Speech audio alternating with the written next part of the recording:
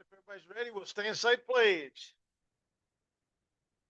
I pledge allegiance to the flag of the United States of America, and to the republic for which it stands, one nation, under God, liberty, justice for all.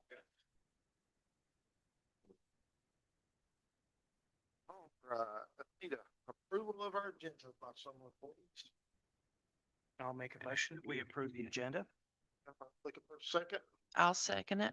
Sandra, any discussion on our agenda? Hearing none. All in favor? Aye. Any opposed? Hearing none. Public comment. Got any signed up?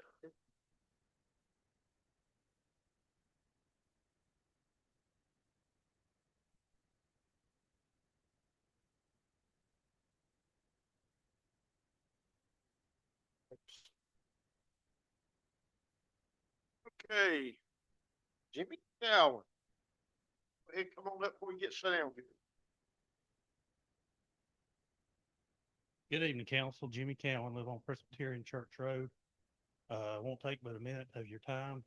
I would just like to ask, one of the three that voted against the ABC idea to reconsider.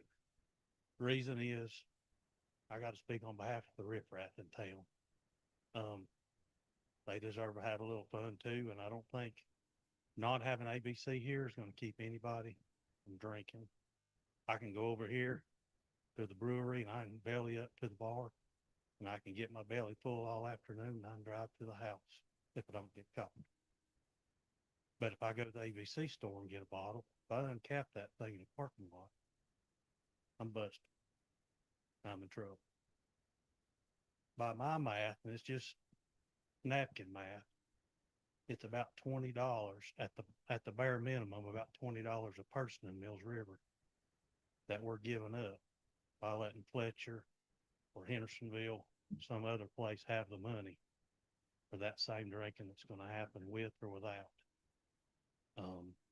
Mills River having the ABC store here in town.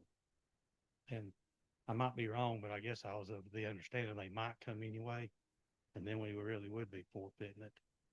I don't know if the council has the power to keep them out. I'd just like for you to reconsider that. I'm not picking sides on whether it's right to drink or not. I'm picking sides on whether we ought to forfeit the money that the town could get from something that I don't think is going to make one iota of difference, whether somebody drinks or doesn't drink, other than maybe we got more drunk drivers on the road because they ran out going farther than they would have to go to get it otherwise. Thank you. Thank you. Anybody else for public comment? Hearing none. Well, council comment. Sandra, you start us out. I would like to offer condolences to the Gerald Green family. He passed away this week. He was the principal at Mills River Elementary School when I went there, And me too. and he was a good principal. He taught a great bunch of teachers and had a great bunch of students underneath him. And we'll miss him. Just thanks y'all for coming out. 35 years ago, Operation Desert Storm. And let's remember those that were lost. Hulk 46, Diego Garcia, February 3rd. All right. Thanks. Appreciate everybody being here. Glad the weather's turned around a little bit. All right, manager updates. Ready for you, sir. Thank you, Mayor and Council. I just wanted to remind council and those that are listening that it is budget season and staff has already kicked off about 2 weeks ago on our staff kickoff for budget this year and getting the ball rolling. And next Tuesday from 12 to 8, we're going to be meeting here as well for the council visioning exercise. And so it's going to be I think it's going to be a fantastic conversation this year, and we're very much looking forward to it from a staff level. And we're going to make sure we have food and breaks, snacks, the whole 9 yards. We'll be ready to go. But we also want to invite anybody at the public meeting, anybody who's out to come out and join us as well if they'd like. Thank you. All right. Need approval of our consent agenda motion, please. So make a motion to approve the consent agenda. Second on it. I'll second it. Any discussion on this consent agenda? We still do not have any open applicants for the Board of Adjustment. Yes, there is one applicant. It was in your packet. Count on myself. Anything else? That's it. All in favor? Aye. Aye. Any opposed? Hearing none. Our UDO project on our regular agenda. We'll get back in the middle of that thing.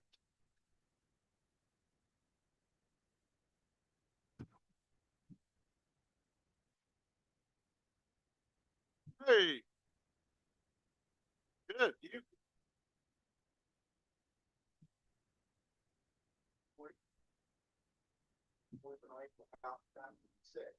So I'm going to share my screen, maybe not, but you guys have paper copies of the document in front of you. I'm not agreeing to access, Jack. Okay. So.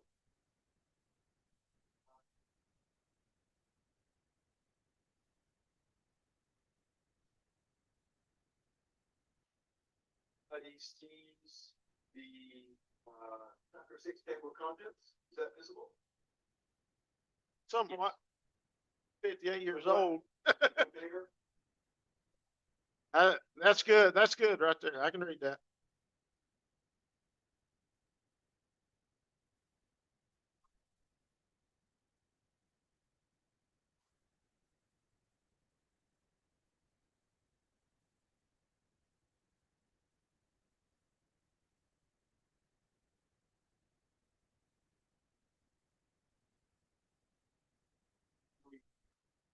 Better elements.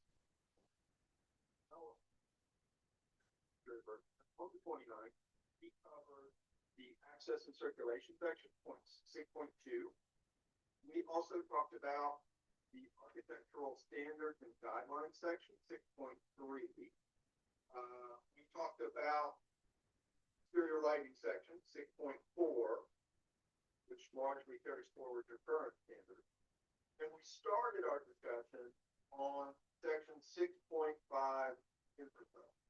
And tonight, our objective is to wrap up the discussion on section 6.5 structure.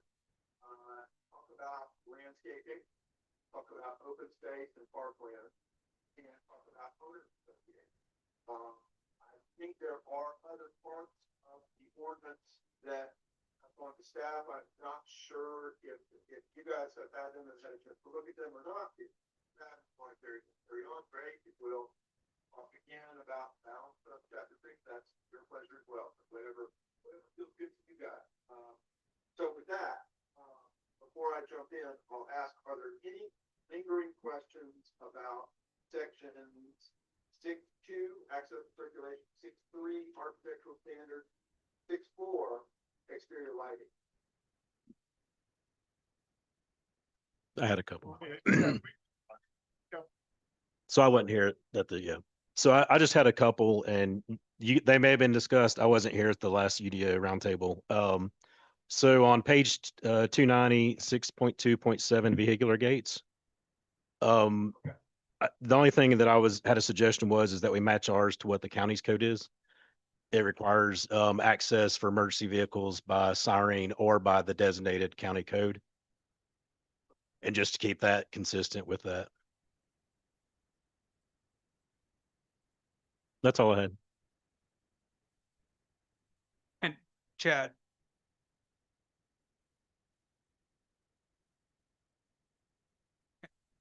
just real quick, this is Matt. The one thing for council to recognize, you may remember from the manager's weekly report, staff did receive the other sections. They've been reviewing them this week. We plan on being able to release them tomorrow. Just to try to level set for Chad as well where we're at with it. Tonight, we're just gonna focus on the remainder of this part 1. And by the way, just to give you guys an update, we have continued to meet with the steering last conversation with them was on the fourth. We got through chapter 4. We will be discussing chapters 5, 7, and we'll be starting chapter 6 with them, during our next conversation, which I think happens either later this week or early next week.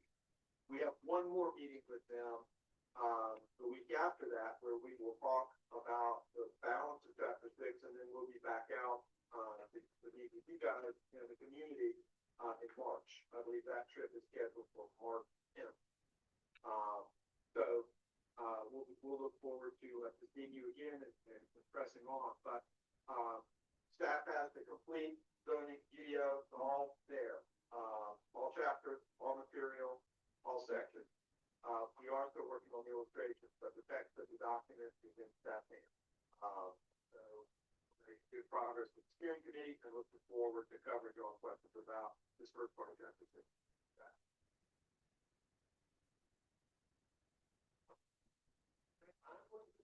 Structure. Chapter 6, starts approximately, about page 327-ish, section 6.5. That's down general standards for infrastructure pieces, and that is water, sewer, streets, fire protection.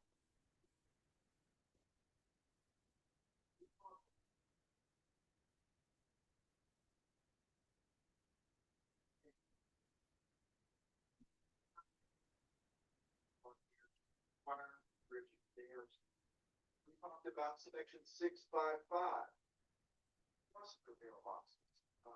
They are all, here and now in the United States, when there is a residential subdivision, over a certain number of lots, I think 3 or 4, there is a requirement for a centralized mailbox. In cases where it is a subdivision of fewer than 4 lots, the lots may have individual mailboxes, but they must also be adjacent to one another. So the U.S. Postal Service is looking to, reach efficiencies by requiring mailboxes to be located in consolidated places. And so we have incorporated cluster mailbox standards here. Basically, these provisions address location, access, whether that's vehicular access or sidewalk access, requirements for vehicular use, parking, and so forth to be outside of the right of way. If somebody can pull off of the street, park, and walk to their mailbox. There's some lighting provisions so that those folks who want to check the mail in the evening can feel safe doing so. And these are the basic standards for the cluster mailbox provisions. Again, everybody who's doing a new subdivision, a new residential subdivision, or a new phase to an existing subdivision will have to provide a cluster mailbox for either that phase or the entirety of the subdivision. Questions about the cluster mailbox stuff? I had a question about something prior to that back in easements. And it was the drainage easements. And it says it's on page 326, item C, and it's number 2. It says no development or land disturbances shall block or obstruct a drainage easement. Nothing shall limit vegetation. And I was wondering, well, let me finish reading that. Within the drainage easement, provided the vegetation does not interrupt the flow of water. Is there any way we could add, no invasive species should be planted in there? Absolutely. We do not give credit. So we are going to talk about landscaping tonight. And I'll just mention to you, that we do not give any landscaping credit for, people who plant invasive plants. We have stopped short of barring people from planting invasive plants. But if it's the will of the council, we can certainly institute that provision. I've seen some local governments go that far. I have even seen some local governments require removal of existing invasive species as part of any development. So, to your question, can we require or prevent people from, putting in invasive species? Answer, yes. Do you want to go farther in terms of, requiring people to, prohibiting people from planting these altogether and or requiring removal? Let me move the audience here. Yeah. I think they need to pay attention to certain invasive species because they spread and grow and you can't get rid of them. For development, I think that could be reasonable. New development, new development of townwide. New de- Sorry to interrupt this conversation. Just because with the microphones, I'm just going to ask that if we're going to be sitting back in the chairs, if you want to pull your mic towards you, towards the edge, just to make sure we get it on the record. Those of us with short legs. Yeah, can't sit all the way back. well, for new development, but in what I was reading here was for easements. That'll be Part of a new development. new development, so it won't affect anything that's already pre-existing. Okay, Does that make sense? yeah. What are you two at with? I'm fine for new development's fine. Yeah. New development, but not the removal. You know, of townwide. Okay, you with us on that, Chad? It sounds like okay, all right, new development only. Don't have to take them out. Okay. All right. We will stop short of requiring people to remove existing invasive species as part of new development, but we continue to bar their installation. Okay, all right. Excellent. To move to drainage facilities, which is section 656. Can I stop you? One question. Can I, before we get there, can we go to page 327, the fire hydrants? What is the section? 6.5.8. 6.5.8, so I haven't gotten to fire protection yet, I'm in 656. Let's just skip off to their. Skipping all around. 5.8B is fire hydrant.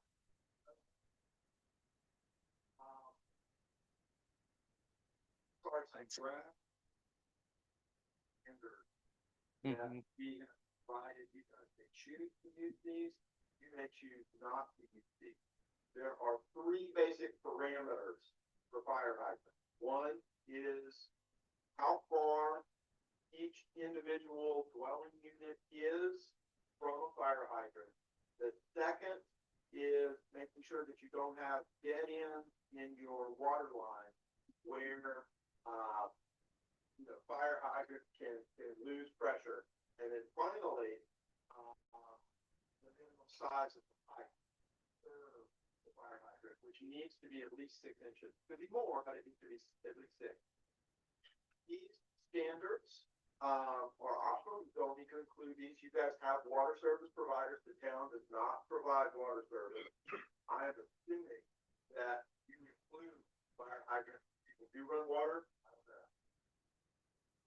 Oh, that was my question, was all fire hydrants installed under the requirements of the section shall become sole property of the town. But we don't, that's not, when the town of Mills River doesn't Own But fire that hydrants. would- I don't think so. Serving agency, maybe. This case Henderson. Okay. That's it. That was my only question.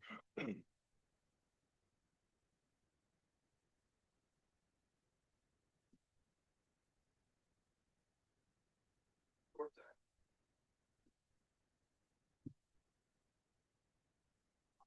Only applies if people are running water line. If you're not running with water, then fire hydrant applies. Does anybody have any questions about section 656 drainage facilities or section 657 easements?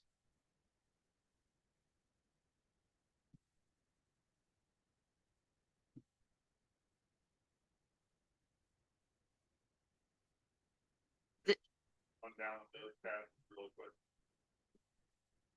So 656 is the drainage facility provisions.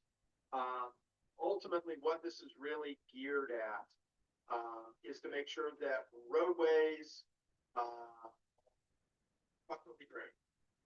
Is really the gist of these standards. And so we are just clarifying that as part of the development review process, you've got roadways that are going in, and they're private roadways. They need to include roadway drainage systems, which typically consist of roadside swales. Obviously, if you're into a public street, that is something that DOT, is in charge of and maintains. Then you'll need to meet DOT standards for street drainage. But this section is really just to clarify for folks that if you're going to do streets, you got to put in drainage facilities. Okay, and that's going to be checked as part of subdivision or site plan, and that's really about it. Easements.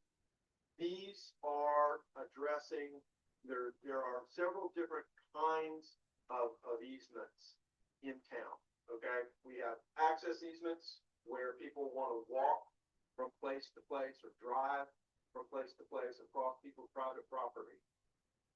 The drainage easement piece, which we just talked a little bit about, the maintenance easements. If you have a stormwater control measure that is a common piece of property in a neighborhood, or happens to be owned by the public, there needs to be an easement in order to get to it, to service it. And then finally, public utilities. So if you've got electricity, if you've got internet, gas, those kinds of things, those always go in a public utility. And there's basic provisions for these different kinds of easements. They're set down here. We talk about the fact that there are different easements. We talk about what's allowed in the easement. We talk about the procedure for encroachment into the easements.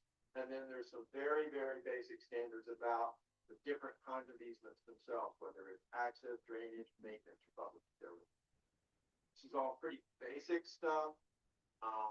It's only triggered if those easements are proposed as part of your development. If you don't have need for an access easement or drainage easement, then that you wouldn't have that and it would be required. If on the other hand you do, then you'll need to meet these standards. And they're pretty basic kinds of provisions. What they're really for is to make sure that everybody understands easements exist. If there's an easement on your property, you can't put stuff in the easement without the permission of the person who holds the easement. And if you do, and it gets damaged while that easement holder goes about their daily operations, they're not required to put back this thing that you put in their easement without their permission. So that could be a vent, or it could be a tree, or it could be a deck, or it could be anything. But that's really what these standards are about. I had a question on that. I was reading on the sanitary sewer easements, and I know this is talking from this point going forward, correct? Yes. Okay, but I was looking and the state says the easement is 20 to 30 feet. And ours says just 30 feet. Right. I'm, If you're feeling like you'd like to just use the 20, that's fine. The reason that there is the 20 to 30, let me try to explain it, and I'm not an engineer, so be patient with me. Typically, water lines go in 20-foot wide easements. When you have an easement that has both a water line and a sanitary sewer line in it, the easement grows to 30 feet wide. The likelihood, and I'm not entirely sure about how things happen out there in Mills River, everywhere is a little bit different, but generally speaking, when sanitary sewer is run to a place, almost always it is accompanied by potable water. In fact, how they bill you for sewer is based on how much water you use, because there's no way to measure how much sewage comes out of your pipe. So when you have a water sewer bill, your sewer is based on potable water. That's a long-winded way of saying, in most cases, in most places, when sanitary sewer goes in, it also goes in with potable water, which is why I have the 30-foot. If there's instances in Mills River where people just get sewer and they're still on wells, then I'm happy to supplement this provision to say, look, if there's no water in the easement, then the easement can be 20 feet wide. what I was thinking of in reading this is, we are a rural town and I know the schools, I believe, have city water and city sewer. And some of those pipes are run through fields. They're not beside the road. So if where those are run, if they have to do any repair on them, is that going to bump them up to a 30-foot easement? As drafted, it would. How about if we change this sanitary sewer section to say, if the easement has water and sewer, it needs to be 30. If it doesn't have water, then it can be 20.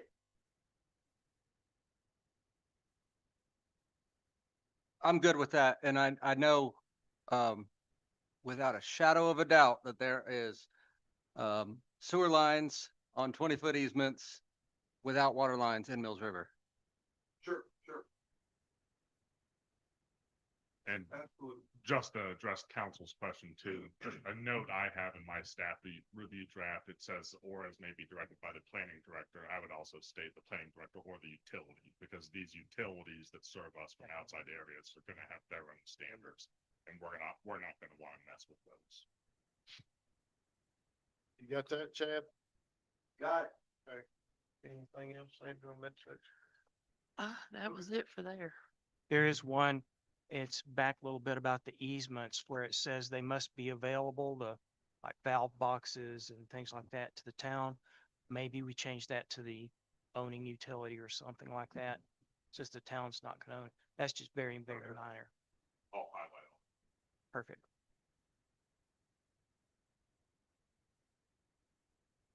Got it.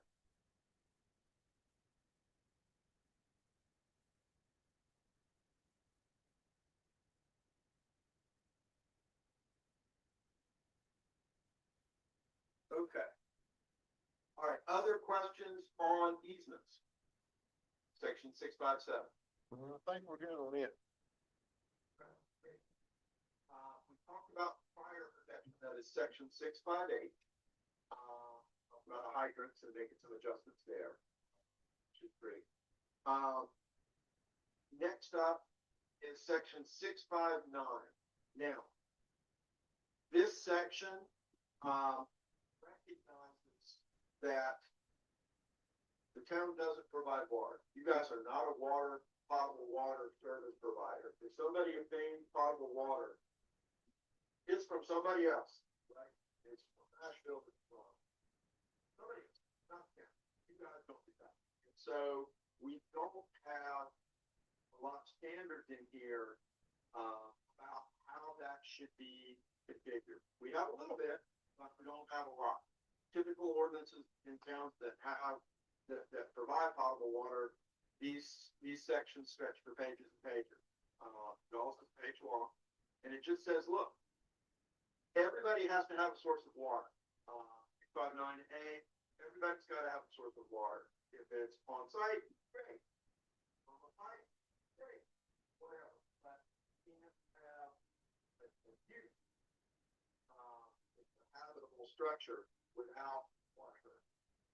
In a house, in a business, you gotta have water. There are some basic configuration provisions in the public water supply systems are installed. This is something that whoever provides water service in your, in the Mills River community needs to look at this and make sure they're comfortable with them. They are fairly straightforward. They are not necessarily that unique or special. You shouldn't have no water service providers should have trouble, but if they do, we're happy to make adjustments based on their particular considerations or concerns. We do note that 7B, the developer doing the subdivision, and there are potable water supply lines in that are public. That has to be shown. Construction drawings has to be shown on subdivision plat. We have to know where it is. There's as-built that are required, et cetera. So that's set down number 7. We also talk about the possibility the town may ask a developer to do this. They may not. It's the oversizing provision. Sometimes, in some places, it is the marginal cost of upsizing a water line for future service or for future extension is smart, much less expensive to do it when the water line is going in. So we've got a section in here that allows council, when you deem it necessary, to ask applicants or tell applicants that they need to provide oversized water facility. And if you ask for that or indicated that's required, they'll need to do that. And that'll reimburse them for the additional increment of cost as required in the statute. Okay? So it's not like they have to pay for everything.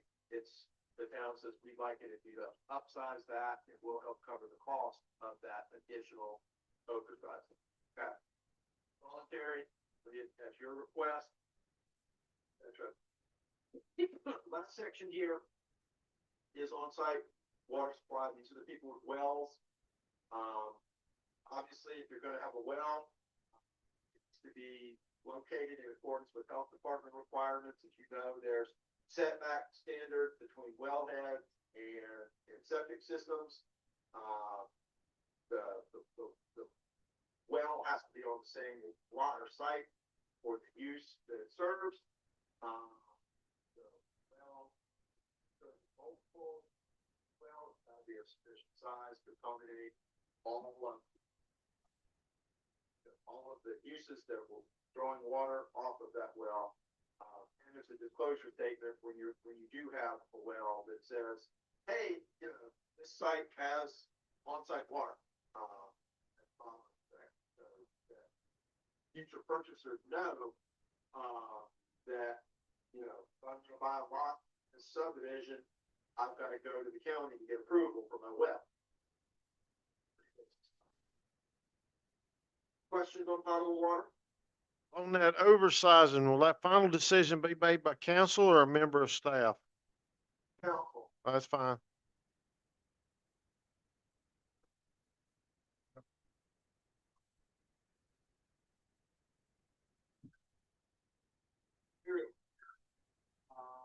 These provisions are intended to clarify a couple of things. And Mills River is unique, and I know that you guys understand this. You do have some municipal streets, or municipal street,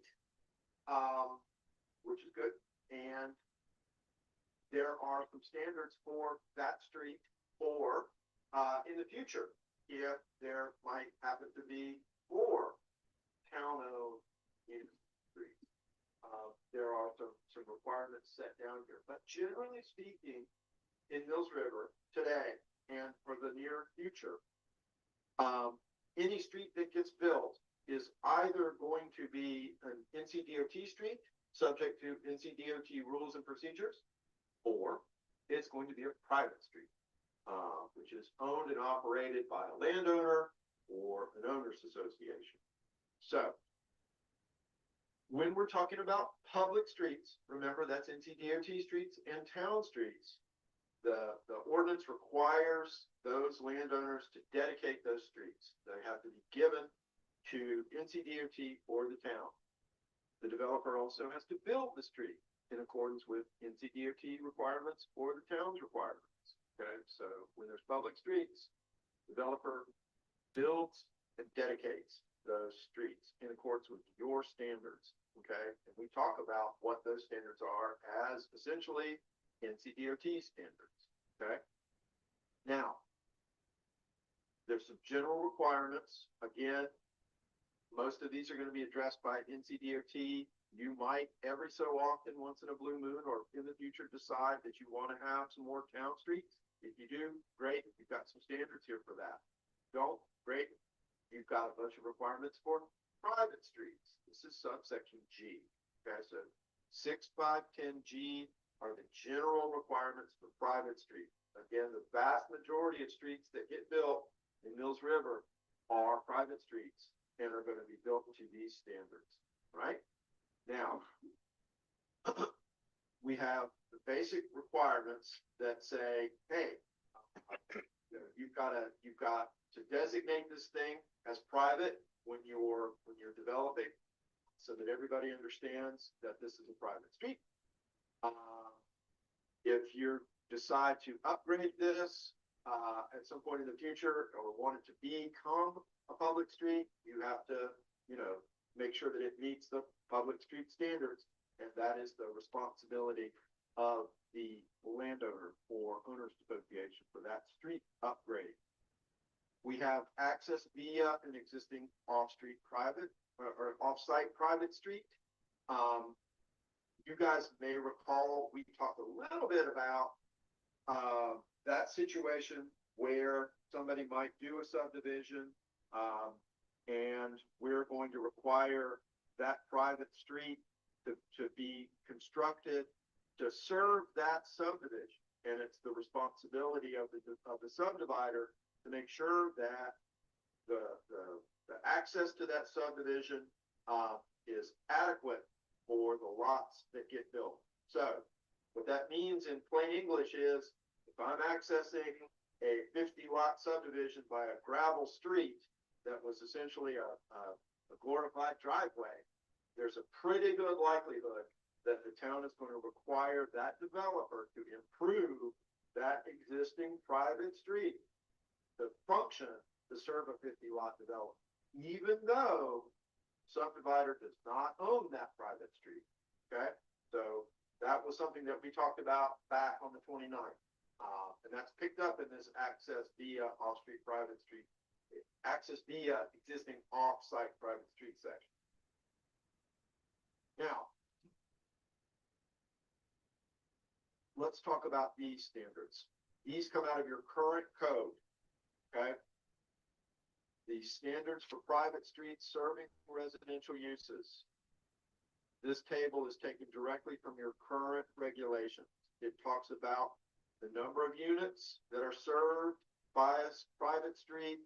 It talks about the required right-of-way widths, the maximum grades, the minimum travelway width, or how wide the road is, the paved portion. It covers things like what is the surfacing material, any sort of fill, slope ratios, etc. All of this material is carried forward. It does not change at all from your current standards. Okay, you carry this forward. We have added a couple of additional provisions for all street, public and private. Again, this is going to be mostly applicable to your private streets that get built. And so what we've got here are some general layout requirements. You need to configure your roadway system so that it's easy to create blocks, that you're accessing and providing the ability to extend the roadway in the future. You can't terminate a public street into a driveway or a parking lot. There's some other different kinds of standards that apply, whether it's access and circulation or site distance triangles or drainage, etc. You have to meet those standards. We haven't talked much about your transportation, your traffic impact analysis. So current standards that you've got, we've incorporated these.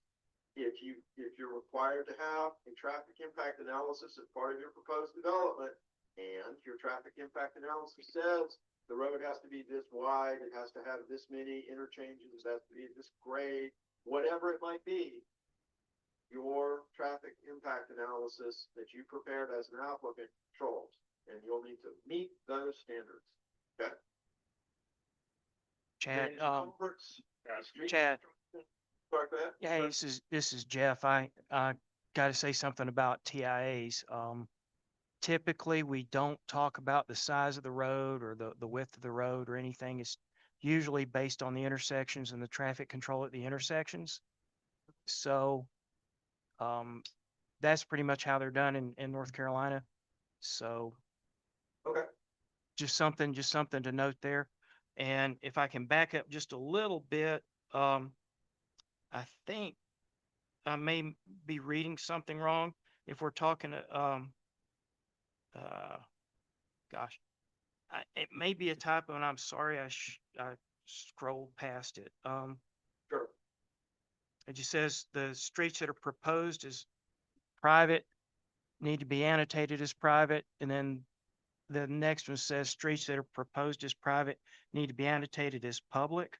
That may be a typo. Can you give me? Yeah, I'm looking at that. Section number or G1. designation. All street proposed private use shall be indicated in private on site plan, shall include information. Street proposed private use designated public. Yeah, that is absolutely Okay. That C should say streets proposed for public use shall. Yeah, that's what I figured. Site plans. But hey, I can't throw stones because you should see some of my typing. But anyway, as far as the TIA would point out, that's, I don't think that would be in the TIA.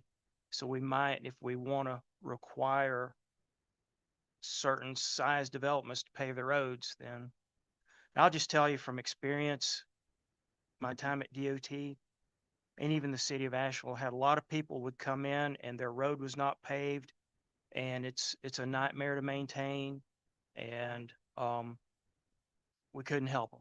Can't spend public Right. funds on a private road that is not up to state standards. So just something to throw out there for us to consider. Understood. Good. I mean, I think that, we need to, we'll stand by these, private street standards that we've got here in section 7. In terms of, our minimum widths for one-way and two-way. Unless, a particular traffic impact analysis comes back and says, for whatever reason, in this instance or in this location, we, as the traffic engineer, believe that the travelway width needs to be wider, or the right-of-way width needs to be wider, or whatever it is. I think that we just want to clarify that if the TIA says you need more than what town standard is, we're going to hold you to the TIA.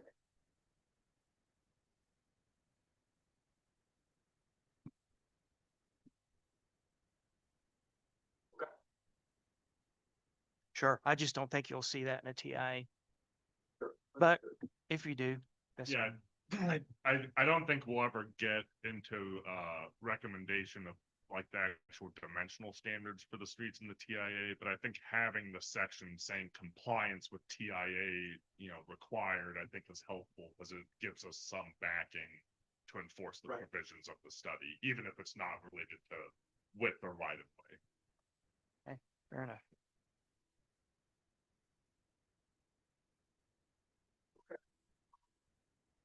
These drainage, culvert, street construction, minimum curb radius, shoulder stabilization stuff comes out of y'all standard. Carry this stuff forward. We've added these street intersection prevention. These are fairly basic. They contemplate right angles, streets intersect at right angles where possible, but never intersect at less than 60 degrees. The streets oppose one another when you have an intersection. You know, we try to have the two streets that are coming in oppose one another directly instead of being offset. If there is an offset, for whatever reason, there's a minimum distance between those two roadways, et cetera. So some basic street intersection kinds of standards. These are very typical, and we're suggesting they be included here. We'll supplement them with an illustration. We've got some cul-de-sac and dead-end street design provisions. What is suggested is that the cul-de-sac or dead-end street that serves lots of 20,000 square feet or less in area shall not exceed 1,000. 20,000 shall exceed 1,000 feet in length, and no cul-de-sac or dead end serving any other kind of residential development shall exceed 2,500. So, yes, that is a not exceed. If you've got lots of 20,000 or less, the street is 1,000 feet long. If they're larger than 20,000 square feet, the street is a half a mile long. Okay, if it's a cul-de-sac or a dead end, does that make sense? You've got a cul-de-sac or a dead end serving commercial, then it can't be longer than 500 feet in length, right? Does the fire idea code, here is that we create a roadway network instead of a lot of singular way in, one way out streets with no way to move around. Chad, Something happens, there's an emergency, there's a wreck, whatever, people can't move in and out. So we try to create a connected street network. hey Chad, this is Jeff again. Does the fire code address cul-de-sac lengths and things of that matter? I know dealing with development in Asheville, I think the fire code had some maximums. Yes, it does. We don't know yet. The new fire code was supposed to be adopted. It hasn't been adopted. We don't know when it's going to be adopted. I don't know what version of the fire code is currently adopted in Mills River. Once we have fire code adoption and we know what we're working with, we may need to adjust some of these provisions or simply cross-reference the fire code. If the fire code is silent, right, then these standards would kick in. If the fire code is more restrictive than these standards, then the fire code would control. Okay, sounds good. Can we just go ahead and put that quote in there as a, Sure. so we don't have to readdress this, because we don't know when that fire code adoption, new one's coming out. And Right. if it's available, maybe we could adopt that as a best practice or something. I don't know. Someone who knows fire codes better than me, maybe we can ask them or.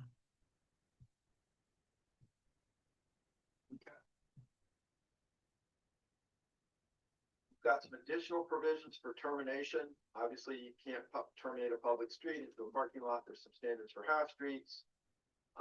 Marshal access, we've got some block length standards for your consideration. These, you guys need to think about, maybe you want to keep these, maybe you don't. There's some block length standards for our lowest density residential districts, so that block lengths don't exceed a half a mile. So you need to have an intersecting street. If you were doing a development and that development included streets that stretch for longer than a half a mile, you'd have to put in an intersecting street every 2,600 feet. Okay. most people probably aren't going to do that in Mills River. I don't think developments are going to be that large, but if you get one, this standard is here for you. Decide to keep this or not. The block width standards are very basic, and they just say, make sure that the blocks are configured so that you can get 2 racks of blocks, right? There's a lot that runs on one side of the street and a lot that runs, that backs up to it and runs on the other street, okay? You might be wider than 2 lots, but it can't be narrower than 2, if that makes sense. I had a question on the termination. Sure. It says, in no instance shall a public street terminate into a parking lot.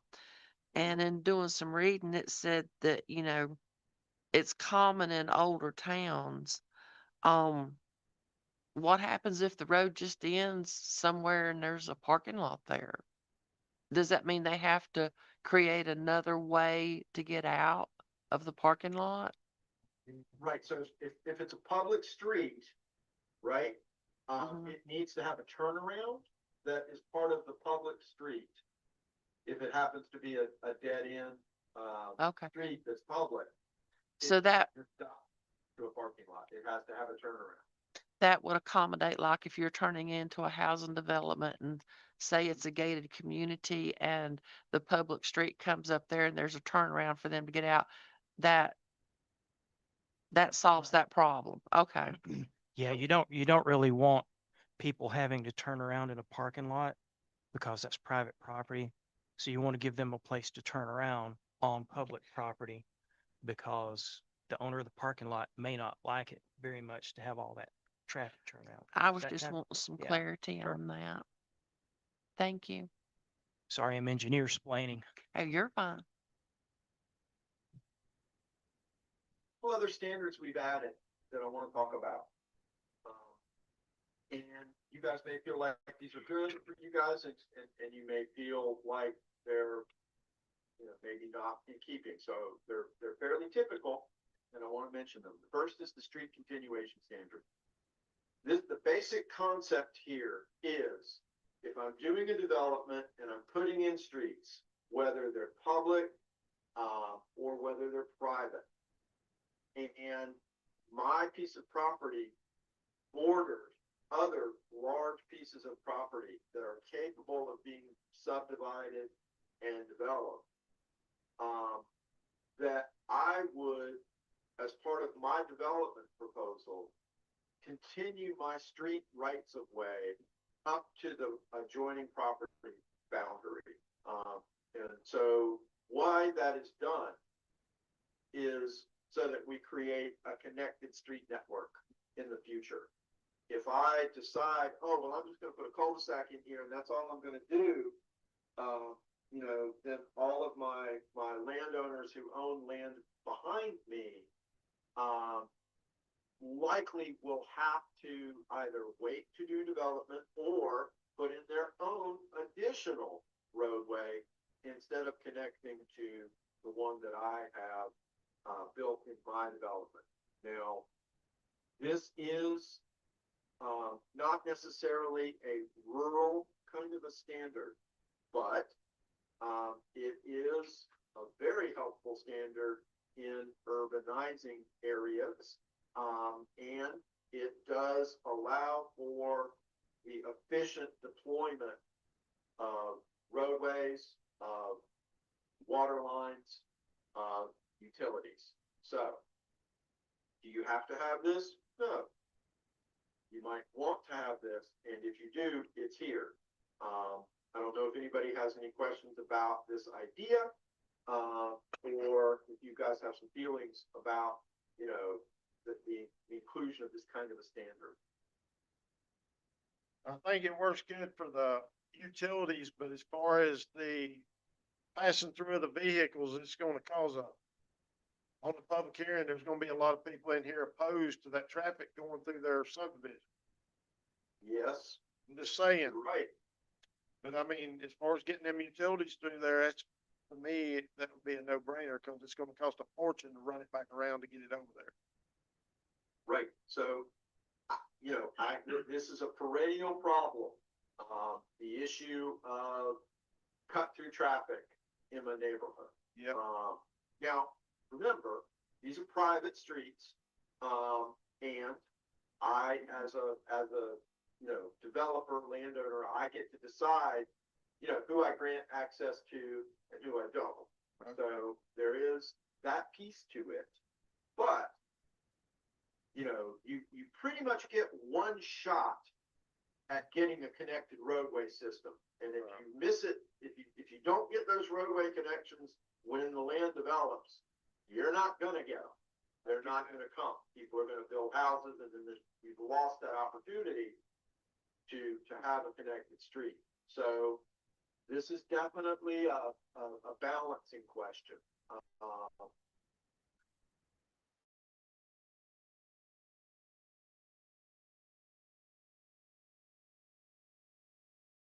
It to the, and some places just require dedication of a right of way. I was gonna do it, it would just be the dedication. To start with. Oh, I know all about the cut through traffic. As traffic engineer, I, you know, deal with that all the time, and people are very upset when someone builds next door and suddenly that road now becomes a road instead of just a stub out. So it's something that we'll deal with at some point in the future. It's great to have a connected network and take the strain off of surrounding intersections and too many driveways off of the public road, but it does have its headaches. You're right. You're right.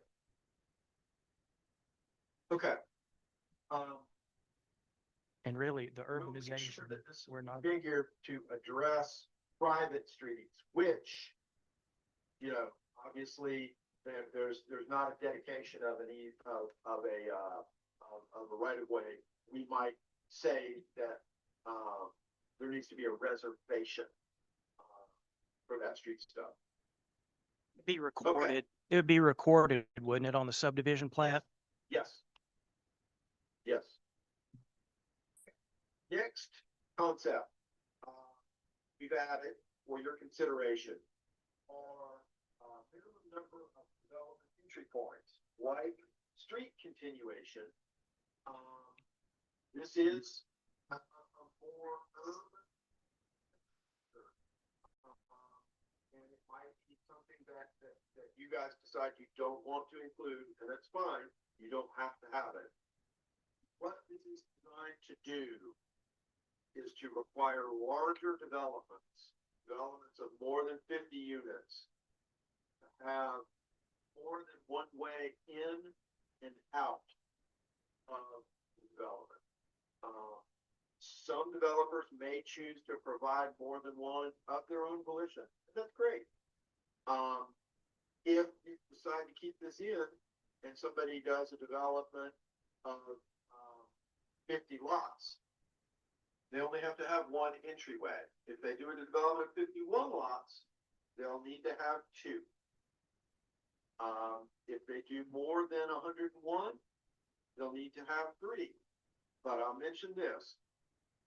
It's common for us in instances where developments have three or more entry points, that at least one of those can be configured expressly for the purposes of emergency access only.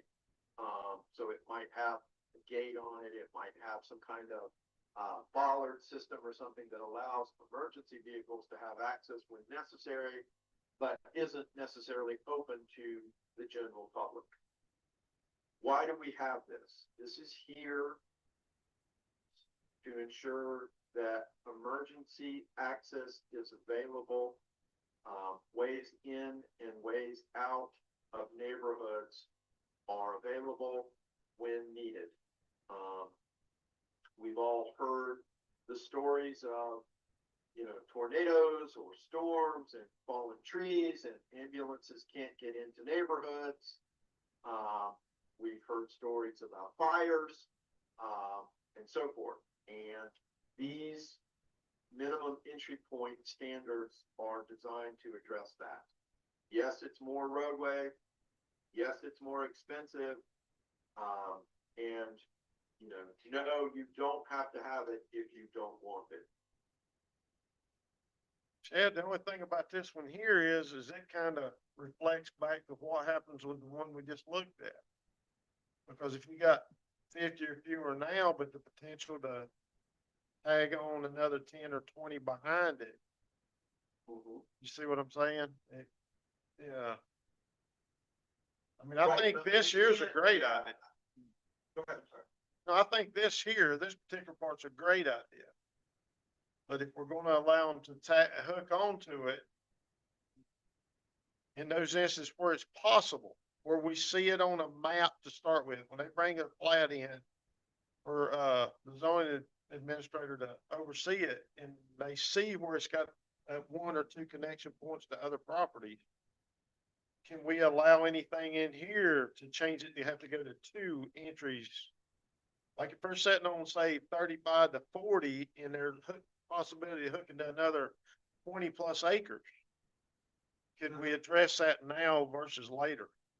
Let me think about that. That's an Okay. interesting idea. The point that you're making is if we've got a development and there's, maybe two stubs, and those stubs look like they might be viable for larger sort of size developments, might we consider requiring the first guy in, even though he's only got 50 units, to have an additional entry point for the future, because we would expect those lots back in the back that have those street stubs to come online at some point in the future. That's kind of the point that you're making. Yeah, exactly, because here in these mountains, it usually would be something that lays behind it that really doesn't have another good access to state maintained Right. highway. That would be virtually the only way out of there in some cases, much like that last, voluntary annexation we had. They was gonna have to come back through that same subdivision. They couldn't go out the other way. They didn't have a legal out the other way. Right. And they was looking at adding 27 more lots. Yeah, good thought. Let me think about that. I think, Okay. yes, I think that we can accommodate that in the minimum number of entry point standards. So that we recognize those instances where there are stubs to, the lots of some threshold size, and I need to think about the math a little bit. Where we might accelerate the entry point requirements for developments that have, a threshold number of stubs. Sure. Yeah, just look at that. Okay. first. Yeah, what might could happen if someone owns a piece of property behind a development and they're like, I'm tired of this. I just want to sell my land.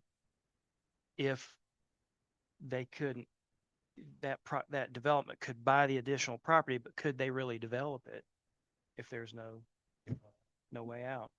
Because sometimes a right of way to a piece of property isn't 30 feet wide. It's 12 feet wide or whatever. So something to Good think question. about. This is real stuff, and it's complicated for sure. As development comes, and how we manage that. Okay, let me think more about that development entry point suggestion, and kick that around a little bit. I think, yeah, we can probably deal with that. Okay, couple other things to cover, and then we're done with streets. Street names, street signs. We're gonna follow the county's kind of the county checks, make sure we don't have similar named streets. We don't want the ambulance driver to get lost or whatever.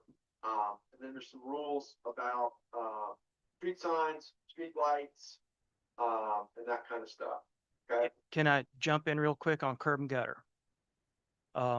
Where curb and gutter is used, the NCDOT requirement is for 30 inches. So it'd be a 6-inch curb and then a 2-foot gutter. For a small subdivision, that's a whole lot of curb. I mean, that's a big expense. However, DOT will never take the road over if it doesn't have the 30-inch curb and gutter.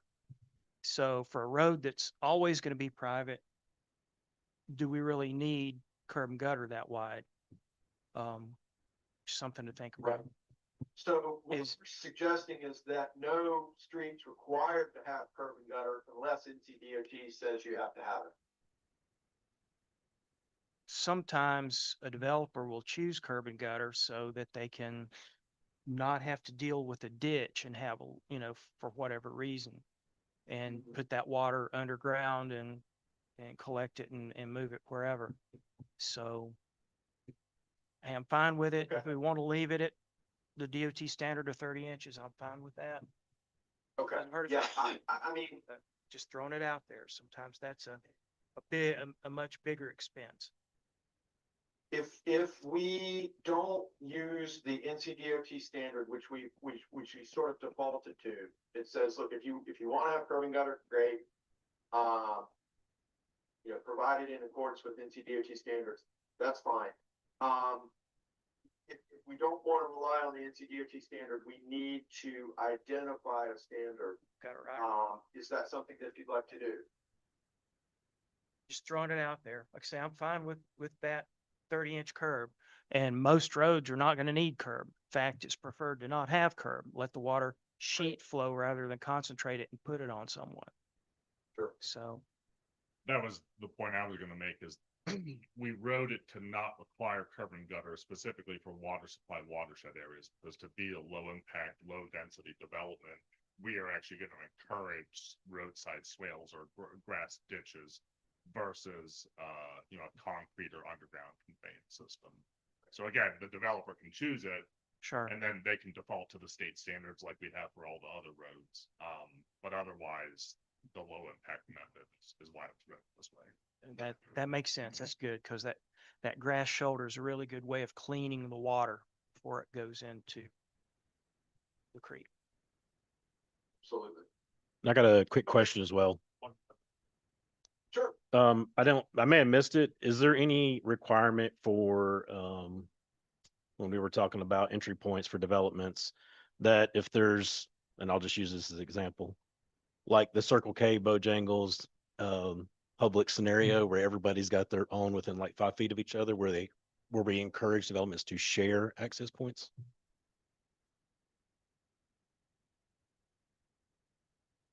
A lot of So- towns, think about when you go to Pigeon Forge and you're leaving the back way, and you stop to get a biscuit at Bojangles, you have those roads back behind the main road, Yeah. connect property.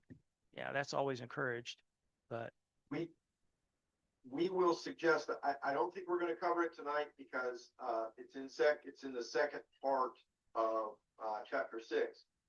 We have incorporated parking lot connection requirements for certain kinds of developments, like, if you're on 280 or 191 and you've got your, gas station, Bojangles, grocery store, sort of riding down the side of the road, the requirement would be that those parking lots be connected so that a car can get from one to the next without having to pull out on, 280, and then pull off 280 again to get back in next door or one door down. So that's the parking lot connection thing is something that we'll cover next time, but yes, we are suggesting that be done. These minimum entry points are actually in roadways into, a development. Okay. Real quick on wastewater, like potable water, y'all, town is not a wastewater system provider. And so we simply say every lot or site has to have a wastewater treatment system. We don't care what it is. It could be septic, if the county approves it. It could be public, as long as it's built in accordance with the public standard, great, it's all good. There's some basic public wastewater treatment configuration provisions, which should not run afoul of anything that any wastewater provider does. We stipulate that when you're doing plans that have public wastewater, it's got to be shown in the construction drawings, preliminary plat, final plat, etc. That same oversizing stuff about when it makes sense and the town wants it and is willing to assist in payment, that sewer line might be upgraded in capacity. And then finally, if you're gonna have a septic system, it's gotta be, certified as being acceptable, whether that's by the county or a soil scientist, okay? Ted, I'm gonna go back to that same thing. If we're gonna put these stub outs on these oversizes, you know, we need to put some kind of provision in there that if we see the opportunity for another subdivision to link into the one that's there now and they size all this piping for the one that's there now, they're probably gonna have to do another main line out of there to handle the subdivision in behind it or beside it. And I don't, So, and I don't think we necessarily want to commit the town to no, I know. pay for that I don't either. oversize. I don't either, but Yeah. I think if we're gonna stress on these stub outs being in these certain situations, we're gonna have to think about, Yeah. and I could just see where they get this done and wanna move to the next section, the next individual sells to them. Then all of a sudden ain't got enough water coming in to handle the next section behind, or they ain't got a big enough pipe to get the sewer out of there. I mean, I absolutely understand what you're saying. Interestingly, now that you mention it, what occurred to me was the decision about whether or not that pipe that's gonna go out there and be stubbed out, being large enough to accommodate additional wastewater is going to be just as much the decision point of the wastewater service provider as it's going to be anybody else. And if they Exactly. decide, gosh, we see, 50 or 60 acres back there that could be developed, and we're going to, size this pipe for that. Or they may say, gosh, we see that 60 or 70 acres back there, but we're not going to upsize the pipe to serve that property for whatever reason we have as a wastewater service provider. So, it may well be that this oversizing stuff needs to include some additional discussion about utility service providers' agreement in terms of this oversizing. Because if they don't want it, it's not gonna happen. Regardless of whether the town calls for it or is willing to pay for it. Yeah, they've got their own engineers and all. That would be the ones that they would want looking at it. They specialize in each one of those. Right. And let me think about that some more too, because to be honest with you, I don't think the town should have to pay for it. If the utility service provider decides to oversize because they think it's in their interest, you should pay for it. Yeah. Or If we was, should pay. yeah, if we was in that business and had a way of recouping that money, that would be different, but that's not, Right. yeah, I don't agree with us paying. I hear you loud and clear. Okay. Okay. All right. Good comment. Okay.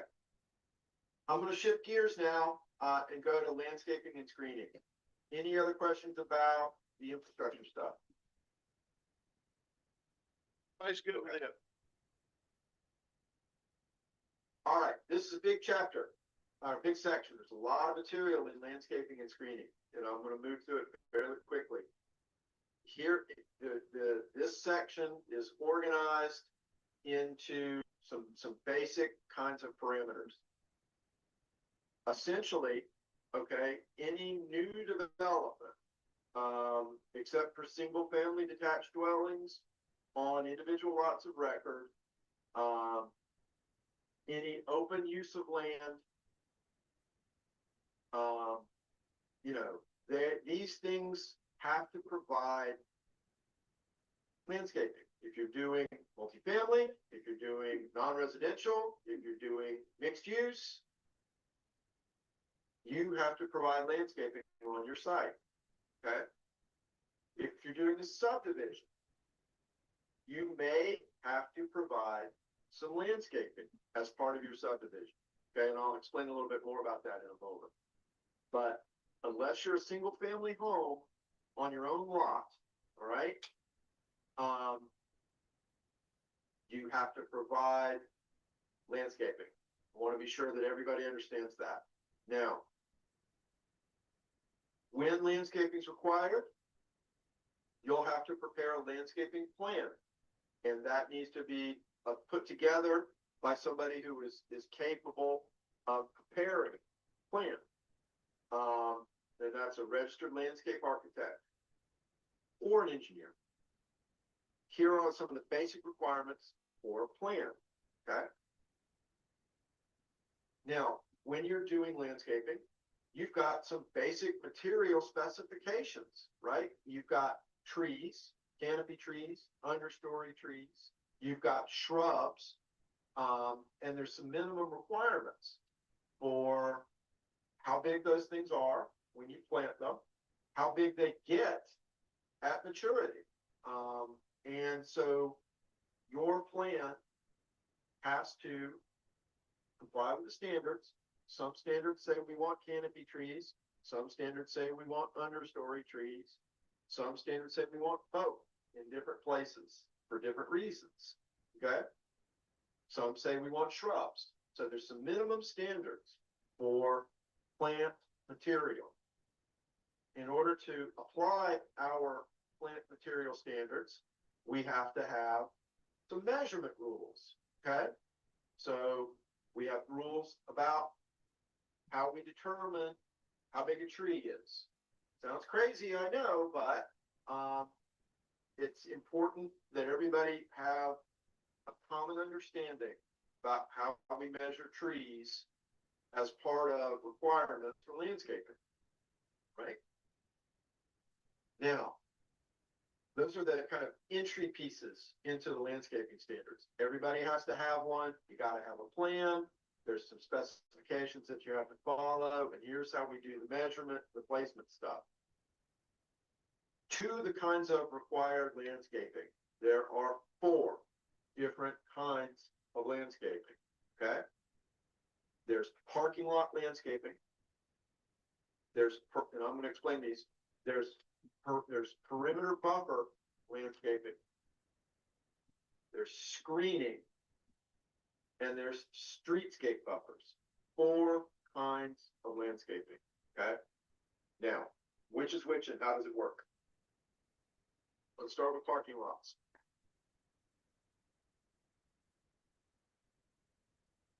Parking lots have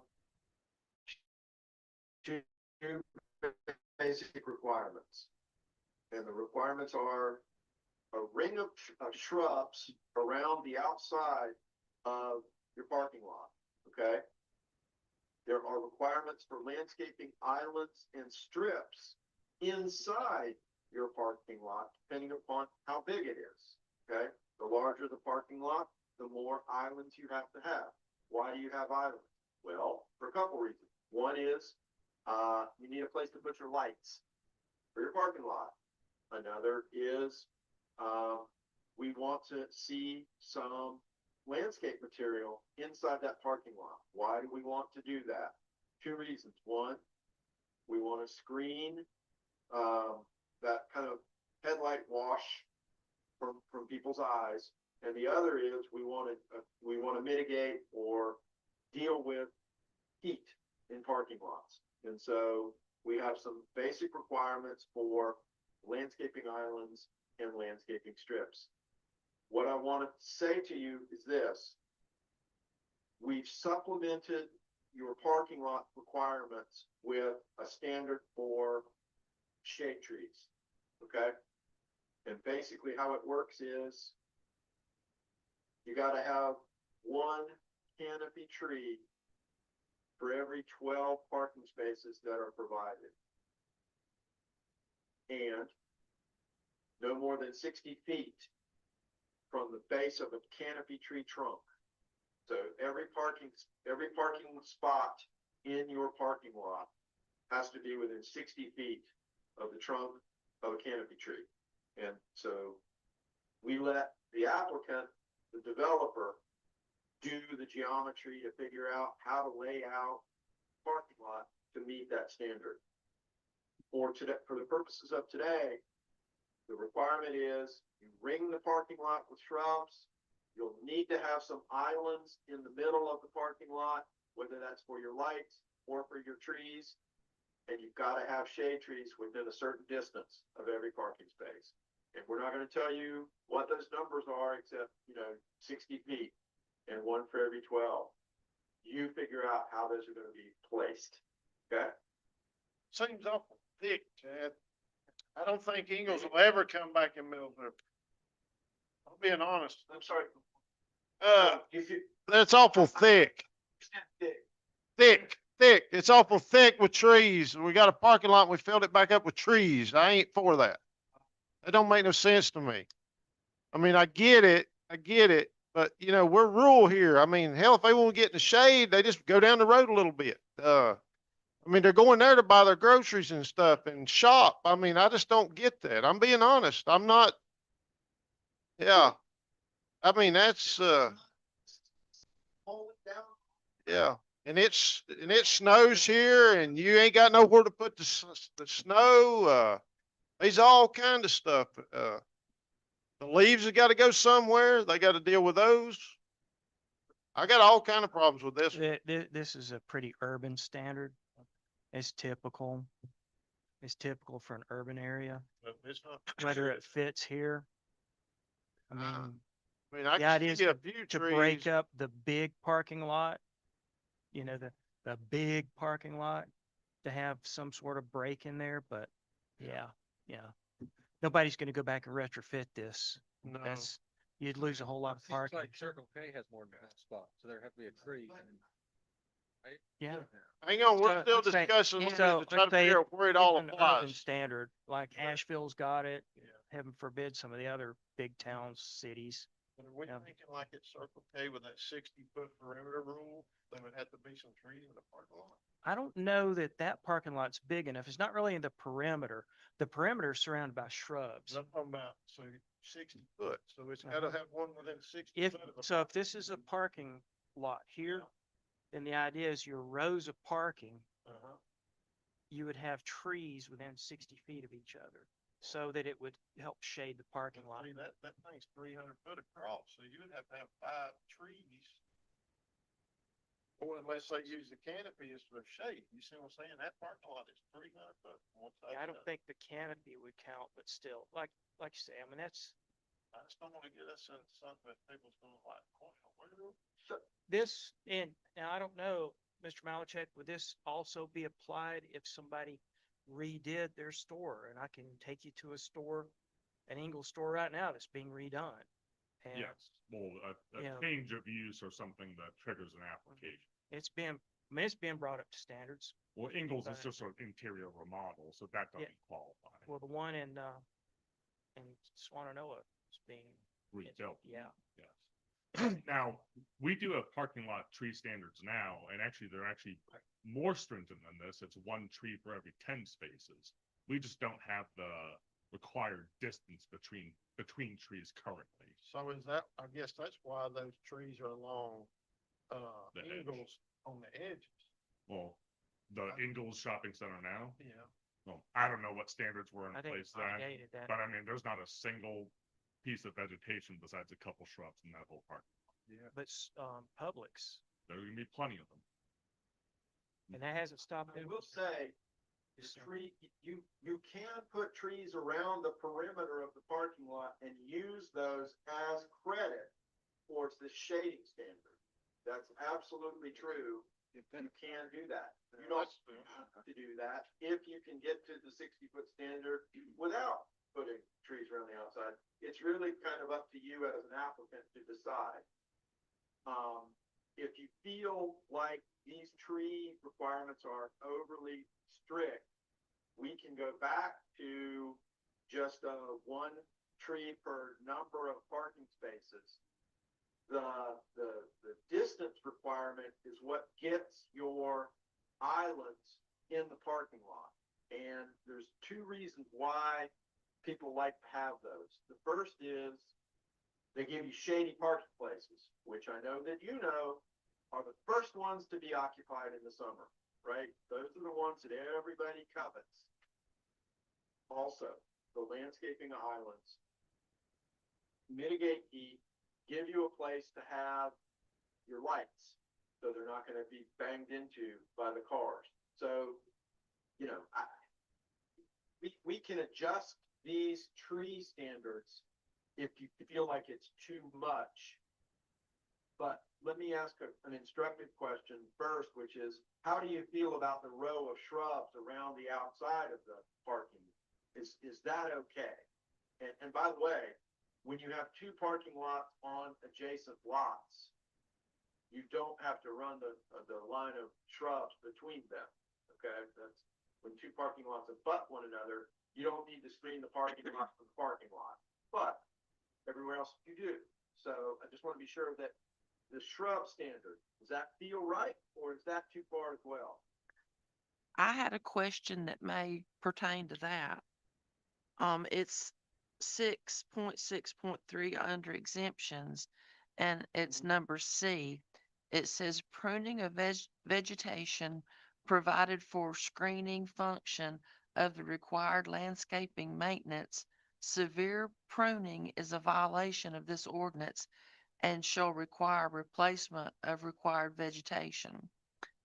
Our NCDOT has a tractor that has an assault arm on it, and it'll go down through there and just demolish trees, bushes, shrubs and whatever. And, you know, if they go down through there and do that, and the landowner has no idea they're coming through and do that, then the landowner is then required to plant that back, even though they didn't do it.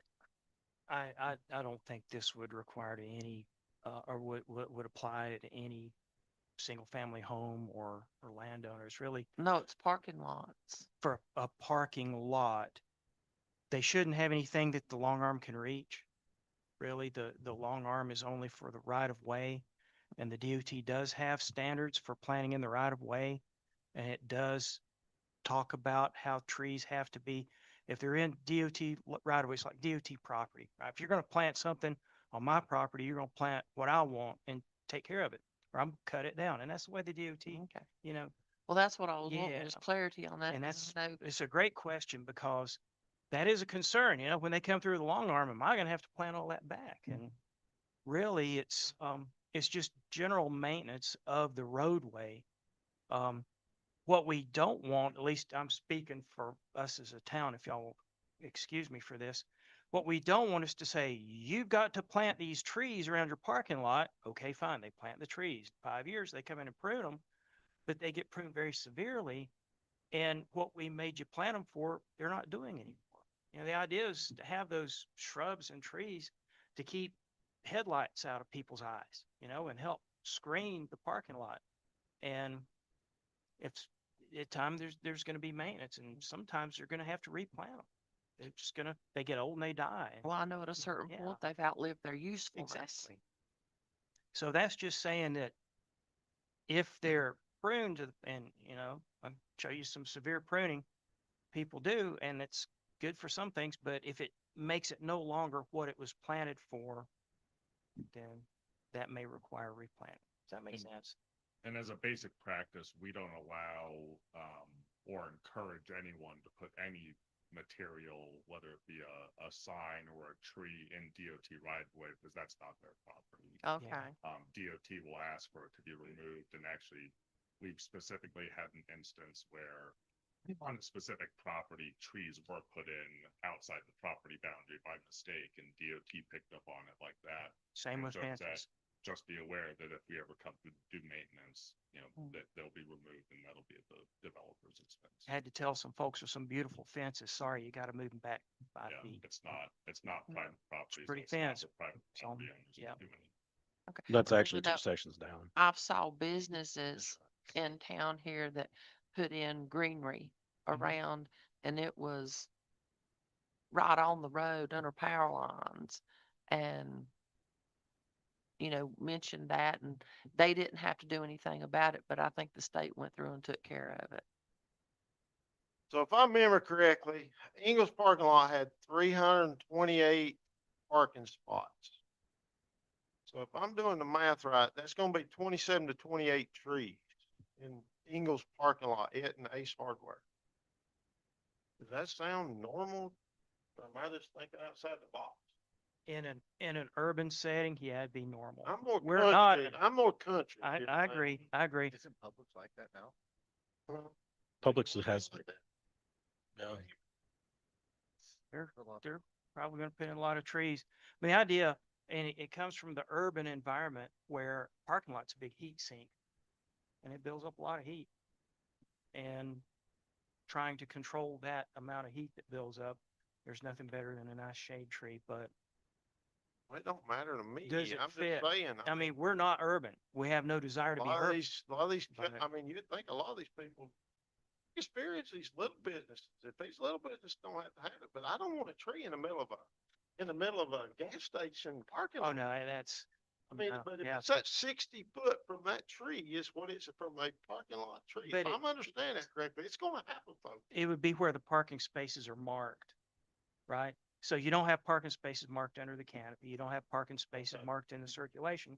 If you have a line of parking spaces, that's what it would be. Am I correct to that? That's So, so up front, along the front of the store, and then maybe on the outskirts. So those trees could be outside those edges. If they're not in the right of way or not near the right of way. Of course, you can't park on the right of way anyway, but sometimes the curb for the parking lot Yeah. butts right up to the right of way. I'm like, Well, that way we could require an island, a bulb out into the parking lot. We're designing one now in Asheville that's 25 spaces and it's gonna have probably 15 trees in it. Yeah, that's every, I can't even tell you the number, but there's gonna be a lot of trees in it. I mean, trees are pretty. That's rare. Asheville. We're not Asheville. We don't want, nothing against Asheville. We don't want to be there. If we did, we wouldn't live in Mills River. So, I've made a note about the 60 foot requirement, and so I think we'll look at that first. Just okay, make Yeah. sure it ain't gonna affect, those businesses. But you're saying it's per 10 now. So technically that we're going, we're loosening it up a little bit. yeah. Is It's that, just the distance between them that's new. it seems like 12 spots is pretty small to start it, but I guess if it's 10 now, that's just a standard. That's just, What it is. So you don't see that being affecting like a business like yours, if y'all read this? yeah, I mean, it seems 12 spots is not a lot. But I don't know what's the, I don't know, I don't deal with that. I don't know what the magic number would be then. We'll talk about it before we put it through there. I did just want to do a time check, with town manager and council. I know we budgeted about 45 minutes or an hour for this, so anything you wanted to add, Matt? No, thank you, Mike. Yeah, we're about an hour and 15 in on this conversation. Again, very good conversation. Don't want to stop it. I just want to make sure council has an opportunity to discuss recess if you'd like, if the restroom breaks, any kind of things like that as well. So Chad, how much longer we got to get through, this section? We have to talk about perimeter buffers, screening and streetscape, and that is probably a 5 or 10 minute conversation each, although, I'll just mention to you that you already have streetscape buffer standards, that's street trees along the street. You already have that requirement. The screening standards are new, and y'all are probably gonna wanna talk about those. The perimeter buffers are also new, and we need to talk a little bit about that. So, I would say 15 minutes to get through the landscaping section, though you may have questions. This is definitely one of the, this parking and signs, are the real kind of nuts and bolts pieces to what we're doing. just another thought as well, Chad. I don't know if you're amenable to this, but I know that we were looking at going through all the way potentially through 6.8 tonight. And again, that would take quite a bit of time, again, council's decision. But I do know that there may be some notes and some questions specifically regarding the sections that we're currently at now through 6.8, since council has had, 2 weeks or more to look through this. We can keep going this direction. We can pause. Again, those are all directions that you all can make. And also, if you have specific questions, I would recommend bringing them up before we adjourn this item. I'm gonna get that. So, we'll try that. Just work through all the questions that we got. And then we can always go back there and visit this. And in general, in whole. I agree. Yeah, we're not the steering committee. I don't think we need to go through it line by line. Okay, you okay with that, Chad? If we just, sling a bunch of questions at you, tell you where they're at, and we'll try to find them? Absolutely. Hey, who wants to start? Go ahead. Go ahead. Got any? We ain't got none? We got some somewhere. We got people shuffling papers around.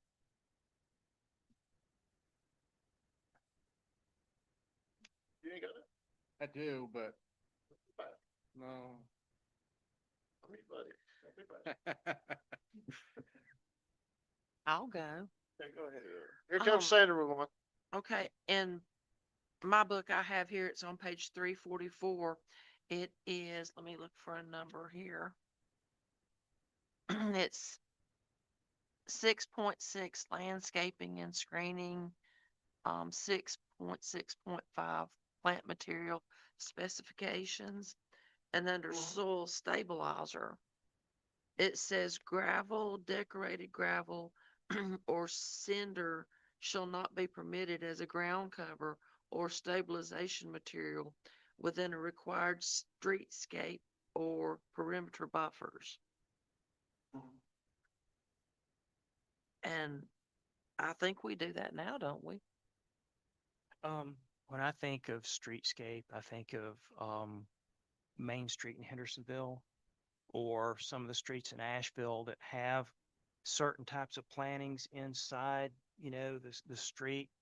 I don't know where that's applicable here. I don't know of anywhere, and I agree, we allow, but if you think about a downtown street where people have, where the town, the city has trees planted and vegetation and stuff like that, that's where they wouldn't want the, I think of it as lava rock, that used to have in grills you can't get anymore, and stuff like that, that's white gravel, which I never can keep in place, things like that. And that would be part of, if a business is building something and they're adding a streetscape to it, we would say, no, you can't, you use mulch or some of the fancy grasses or something that don't spread or something like that. But, That would be different than these islands that we've been talking about. yeah, Okay. in parking lots. Okay. Yeah. And another reason that people like the islands and parking lots is it helps with the stormwater, because that big piece of asphalt collects a lot of water, and you can break that up. And I mean, you're not really going to drop it by 10%, but you're going to drop it somewhat by having the vegetation in the parking lot. And some places go as so far as say you establish a rain garden, which, I think of it as a mosquito hole, right? But not necessarily. It's got grasses and stuff, cattails and stuff that help bring that water and get it into the ground. The problem with stormwater is runoff. If we could take that stormwater and have it go into the ground, which it used to before the parking lot was built, it's not an impact. But unfortunately, a lot of it runs off. So, Well, no, does that make sense? they discourage water retention ponds because of the airport. Yeah, that's exactly right. In the area around the airport, don't want ducks and lots of birds. Tell you a story about that. But that don't include like the big rocks they'd put like in ditches and stuff. No, that should be fine. Okay. I would think that decorative rocks would be fine. It's just that you don't just want in a streetscape. Chad, does that sound right? Am I making sense? The reason that there's a prohibition on gravel in the streetscape buffer is to keep it out of the pavement and out of the swale. Cause it has a tendency to wash down into the drainage way, or out onto the street. And that is why those prohibitions are there. But This is only commercial. This isn't in your property on your, Okay. this is only. then fine. We can shuffle this around and permit gravel or decorative gravel in those areas as long as there's suitable edging in place, that's fine. There's nothing like plants and grass. That helped. It did. Okay. That was it. It's a good question. On some of the screening, if you changed your business, and it was more than the 51% or whatever, and so you met all the architectural standards, would you have to change all of your landscape screening on the property for that, or just the new portion? Good question. So a lot of the answer that I'm getting ready to give you flows a lot from the downzoning provisions that were passed recently. And the way that we are suggesting going forward for Mills River in the future with screening and frankly with every other development standard is that when you make a change in use or you make an alteration to your existing use, that part of that process is coming into full compliance with the applicable standards in place at the time that you submitted the application. Okay? And so what that would mean is if your changes created a situation where you needed to go up a level in terms of the amount of screening that was required, you had, you had these things, these sky pencils, but you made a change that required a fence to go in, then you would need to put a fence in as part of that use change or alteration. Okay? Does that make sense? Yes. And that would be so you need to reach full compliance with the standards. That's done to simplify how we administer the code. Do you have to do it that way? No, you don't. You could say, oh, well, you only have to come into compliance so much, or you only have to come into compliance so much, or everybody whose last name is with a Z only has to do this. You can do that in your standards. The question is, do you want to, right? Is that manageable for you over the long term? And that's really the question. As drafted, full compliance upon change of use or alteration. Okay. Oh, I was asking like a specific, Mike will remember this, like Skyline Plastic on Jefferson Road. You know, they matched then their landscaping to what was there. So that was my, And that's where the opportunity for a minor administrative adjustment, I can't remember the limit, Chad, but it's pretty low that staff can do, or a variance would be what we would recommend. So if you had a piece of property that you just didn't have room to put the screening in, you could come get a variance. Is that right? Yeah, for any situation. If it's a hardship. Yes. I there- was using it as like, Sure. They had existing landscaping that was up to standards and then they just extended it Mhm. versus it would be a little bit of a hardship. Like, yeah, you got to rip all that back out. And Yeah, that doesn't make I sense. think what Chad's saying, and right now we just have, again, basic planting requirements and evergreen buffers. But if you look at this, there's different levels of screens. And so I think what Chad's saying, if it's a more intensive use that requires that level 3 screening with chain link, we're not going to make you rip something out, but you put it in addition to what's there. Right. There are some places that you would want to have the buffering. And if you change the use right now, you don't need it, but you go to that new use, land use, the buffering is desired. And so I think that's what the thought behind this is. And again, I'll hit what Chad hit last time. There's the 3 flexibility mechanisms. There's actually 4. There's the minor administrative adjustment. There's the variance from Board of Adjustment. There's conditional zoning if it's a big site that needs, more flexibility. And then obviously last resort would be non-conforming. one other one while you're on the fence page, or you can go to the next one. With the would the needing to fence off your air conditioning that's on your roof not really be applicable in Mills River since we're gonna have like a 2-story limit anyway? So we, as drafted right now, the way that this is operating is that your roof-based mechanical equipment Mm-hmm. needs to be screened. If I'm on the ground and I look up at your building and I can't see your roof-based mechanical equipment, then obviously you don't have to screen it, right? If it's not visible because you've got a parapet or your building is structured in such a way that it's not visible, or you use low-profile HVAC equipment or whatever, then no, you don't have to screen it if I can't see it.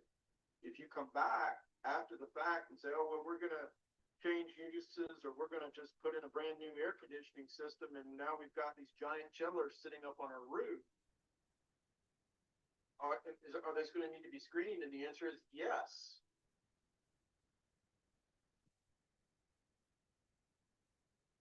Just seems like roof screening is more for places that have, yeah, multiple levels, and then you could be like looking down on it, not. You don't have to have the roof screening stuff if you feel like that's going too far. You don't have to have the screening stuff at all if you feel like, this is more urban than you want to be. That's just fine. This stuff is structured. We can deal with fences and walls and ground-based equipment and not worry about screening wall-based or roof-based equipment if you feel like that is too far, too urban. You just say, don't worry about the roof-based and the wall. Well, yeah, it does, and it seems a little bit like counterintuitive to me because we're trying to say 2 stories so we can still see the mountains and the trees, but then we want you to put a 6-foot fence on your roof to hide an air conditioning unit. I mean, I understand some of them can get big, but I'm just, I don't know, I'm not in love with that one. Sounds like you're not a fan of the roof screening requirement. Me neither. Anybody else? You don't like it? Not really. Jeff, where you at with it? It's pretty typical. People don't like to look at them, and it's an aesthetics thing. So I'm fine either way. I don't. Brian, you got any opinion on it? I mean, I'm fine either way, but it's pretty standard. I think, I know it's in every municipality already, whether it's in the county or not. But I mean, the way I look at it, if anybody's building a new building in Mills River, they got deep pockets. They got a ton of deep pockets. Yeah, this never stops a development No. from happening. Do you have to just screen like the air conditioning unit, or you'd have to screen the whole footage of the, Just air. like, you'd have to follow the gutter? Just the air conditioning. Whatever's popped up.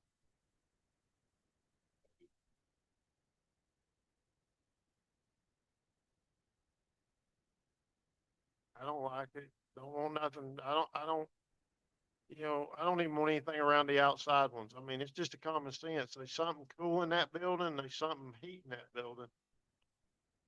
All this screening like that, I mean, from a construction point of view, it's fine till the wind gets up and then it wraps around somebody's car, or it comes off the top of that building and kills somebody. And then it's going to be in we're just about as guilty as the guy that bolted it on up there, in my opinion.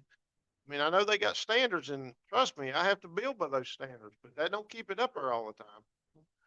Looking at this picture right here that they have, that's what I was thinking was, the winds we get through here, that's not gonna last long. Yeah, just saying. We'll make a decision on it, but we don't got to do it tonight. But I'm not for it. Sure. It's easy for us to pull that piece out. So don't Sure. think that, like throws a wrench in things and we're not gonna be able to go forward. We just Right. track that piece. Yeah, we'll have a few of these to deal with throughout the whole thing. Sure. Sure. Yeah, sure. That's normal. Anybody got anything else?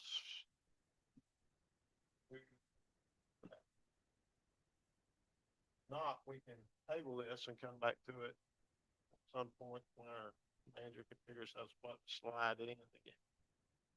Because we'll need to get through this before March 10th, correct? Am I thinking correctly or not necessarily? Well, I'm gonna turn it over actually to Chad and Mike to actually talk through what the next steps are and Okay. what may be the applicable, opportunities there. I would say I would look for direction from council, because again, these types of in-depth line by line reviews is what your steering committee is doing. So if you want us to come back and just react to your questions after looking at it, I mean, that's possible. In mid-March, the consolidated publicly available draft will be ready, but there'll still begin to be revisions after that. So it's not like this is the final shot. This is technically the preliminary internal version that, just due to the timeline, staff, council, and the steering committee are all reviewing at the same time. So it's really what y'all want to do, and I'd look for your direction. Chad, are you, comfortable with that as well? Is there anything additional? Talk about this stuff all day, every day. In fact, I do.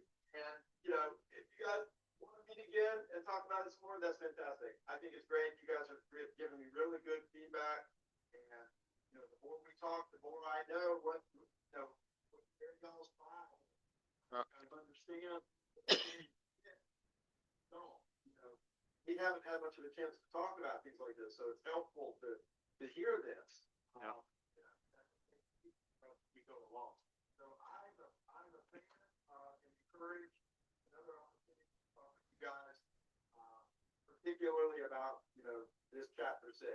The rest of the stuff, I'm gonna deal with that later, but six is meat and potato stuff. Y'all need to be comfortable with what we got. Okay. One recommendation, since we only had the first part of chapter 6 in your hands, again, we're in a position to now release the second part of it as well. We can go ahead and put this on for the next council meeting as well as a placeholder. If we need to meet earlier, council obviously has that direction. And I would just then encourage that if there are questions that, as you all review that, we can send them to Chad, and then we can potentially have him present on those questions as well as other top priority questions at the next meeting as So well. instead of holding for the meeting, go ahead and get them to Chad so he can have an Yes. answer prepared. Yes, sir. Speed the process up somewhat. It's a recommendation. Yes, sir. Could we send them to you Yes. and then you send them to council to look at? That way you're not getting double questions. Because if I ask about something and Mrs. Good asks about something and the mayor asks about it, and it's all the same thing, we should only ask once. Make sense? Yes, at council's direction, and, you know, I'm happy to, either, play that gatekeeper of information to pass it along to Chad. If you want to send all of your questions to me, and I can send them on to Chad, you know, as I Then, get them, and then help him, or you can send it That's to him fine. directly, or what have you, whatever you'd like. Okay. You got anything else? All right, so what are we doing here? We're simply tabling this and to look at the rest of chapter 6 when it comes, or how do we need to do this here?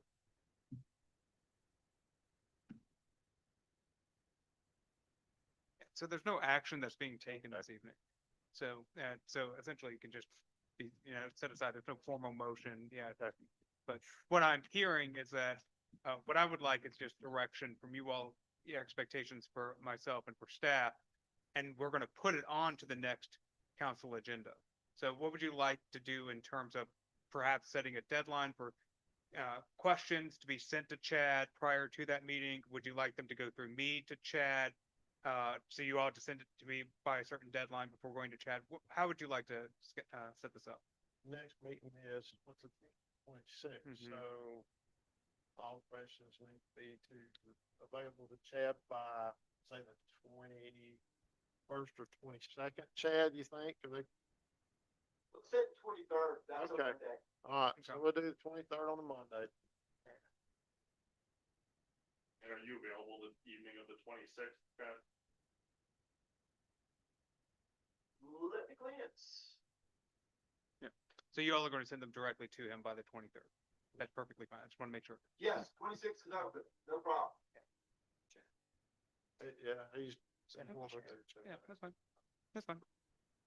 To Chad? Yeah, you there, Chad. Yeah, I just need his email. We'll get it. Yeah. We'll get it.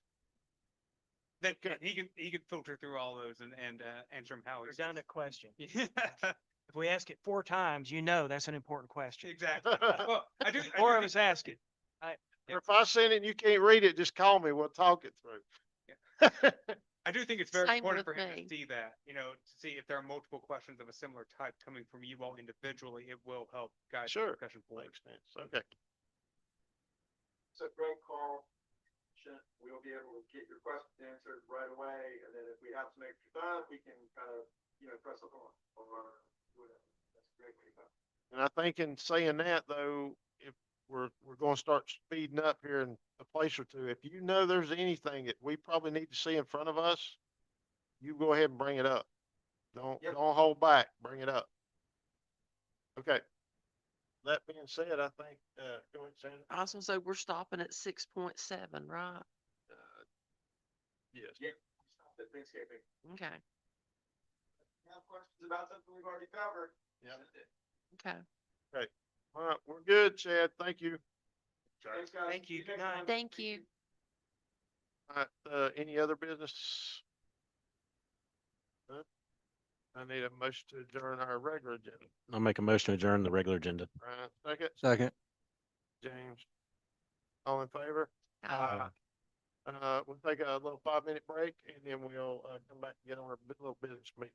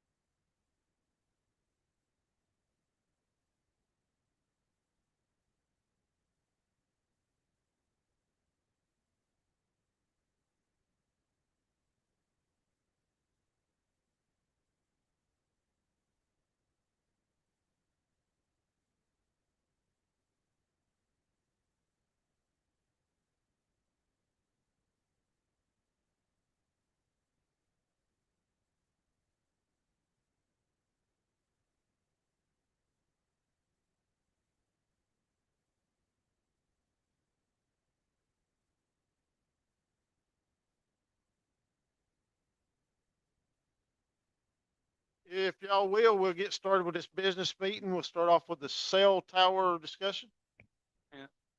Thank you, Mayor and Council. So just a brief little update. In December of 2025, Town of Mills River was approached by a communications tower company that's looking for potentially suitable property locations for building a new cell tower. The town of Mills River property was looked at as a potential site for that through their research. And so they've reached out to ask us whether or not the town would be interested as the property owner to potentially enter into an agreement with them. So there are a couple of companies here. One is IntegraSite. That's the ones that reached out to us originally. Vogue Towers LLC is the one that is actually building the towers. That's my understanding. And so we received a very preliminary proposal from Vogue Towers that's in your packet here under the staff report that essentially lays out the major parameters as well as expectations, leasing options, and cost, fee, etc. And so really what they're looking for is there generally interest from the town to pursue this? There's no binding discussion tonight.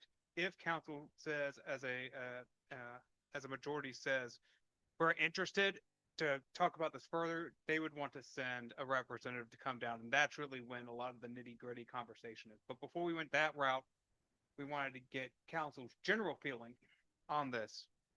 A couple of items just real quick, as you'll see, these tower companies they work very closely with the cell service providers, and those providers provide areas where they think that there may be an opportunity to boost signal. So as you can see here, the objectives they provide is improving wireless connectivity in and around Mills River, creating the highest level of emergency response from EMS and law enforcement, and then obviously additional revenue for the town. The leasing area that they're asking for is approximately 60 feet by 60 feet. The tower location, they are open to that tower location if council is willing to have that discussion. There's no discussion necessarily on a location this evening. It's too preliminary, but again, they're open to that.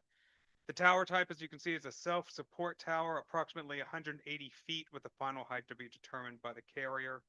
And then there would be an 8-foot fenced compound, and they would have to be secured.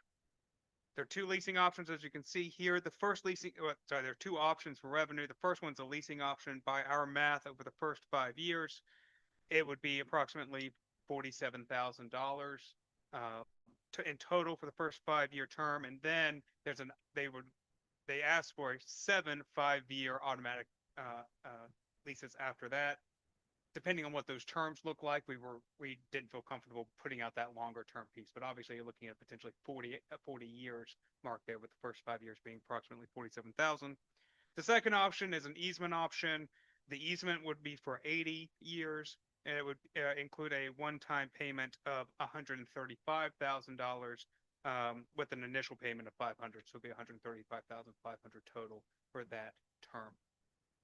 A couple of other items of note. Obviously we're looking at, the park expansion property, and talking with our Parks and Rec director, Nicole Sweat. One reminder is that on the park expansion property, that was bought with part of funds. And those part of funds require us to use that land for recreational uses. So it would be, if council was considering this, have to be on our current site here. The other item to think about is that it could not be located within the floodway area based off of our ordinances, and there are exemptions for government type utilities, right, as we've discussed before. But this is a private cell tower, so it would fall within a different category. So I'm going to pause there. I'm happy to take any other questions and do my best to answer them, and then go from there. Watch this, watch.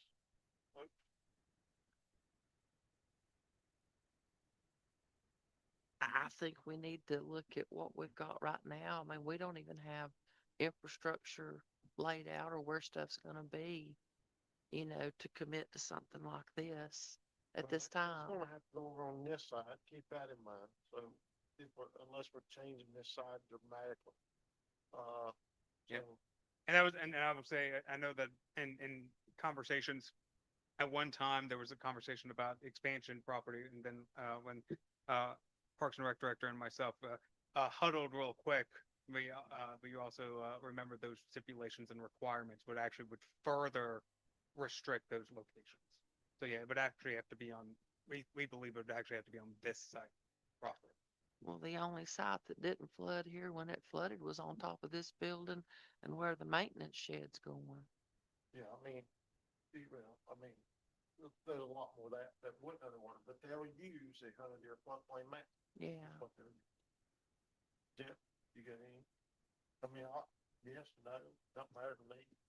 With this, it would bring revenue to the town. That's good, but it's the only offer we've gotten.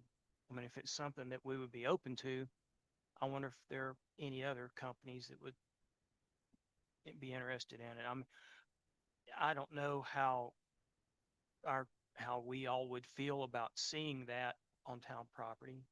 The revenue would be good, but tying the land up for 40 to 80 years.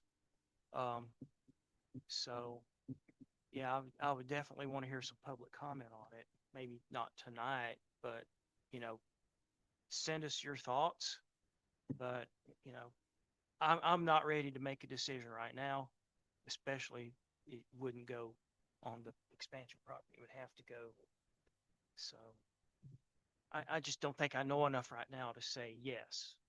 Yeah, and just for clarification, the question, the guidance that I'm needing this evening is whether or not council would want a representative from this company to come and provide more of those details. If council, is open and amenable to that discussion, or if council is saying, it's not amenable to that discussion, then I can give them that guidance.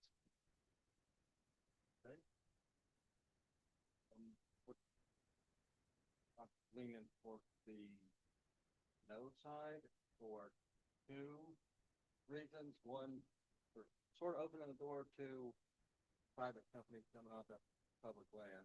I originally thought this was like more of a government thing.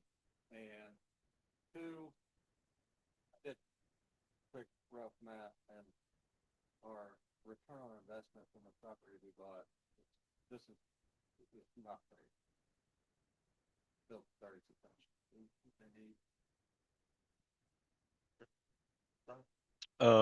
I'll just say that for a 60-foot by 60-foot area, I think the town has better uses for it than a tower. And I will say that from my experience in this industry, what they're offering is low. So I'm gonna say, if it was me, I would definitely want to talk to some other carriers or providers or power builders or whoever.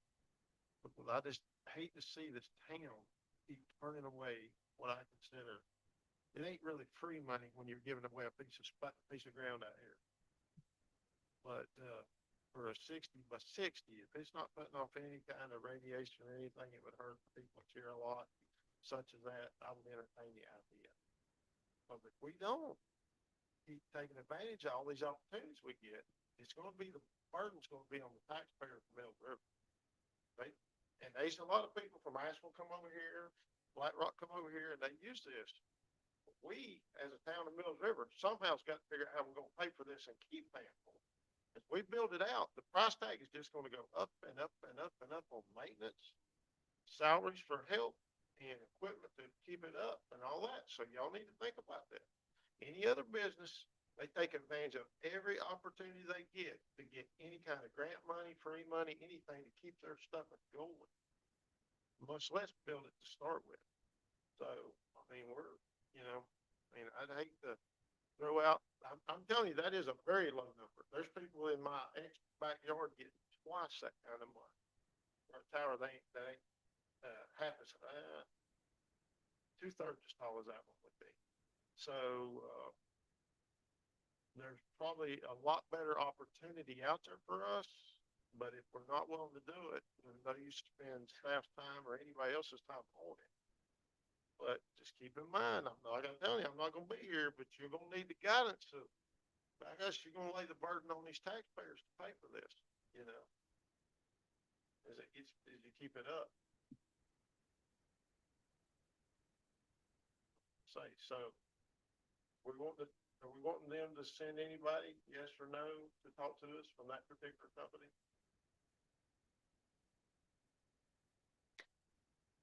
I don't think so at this time. Jim?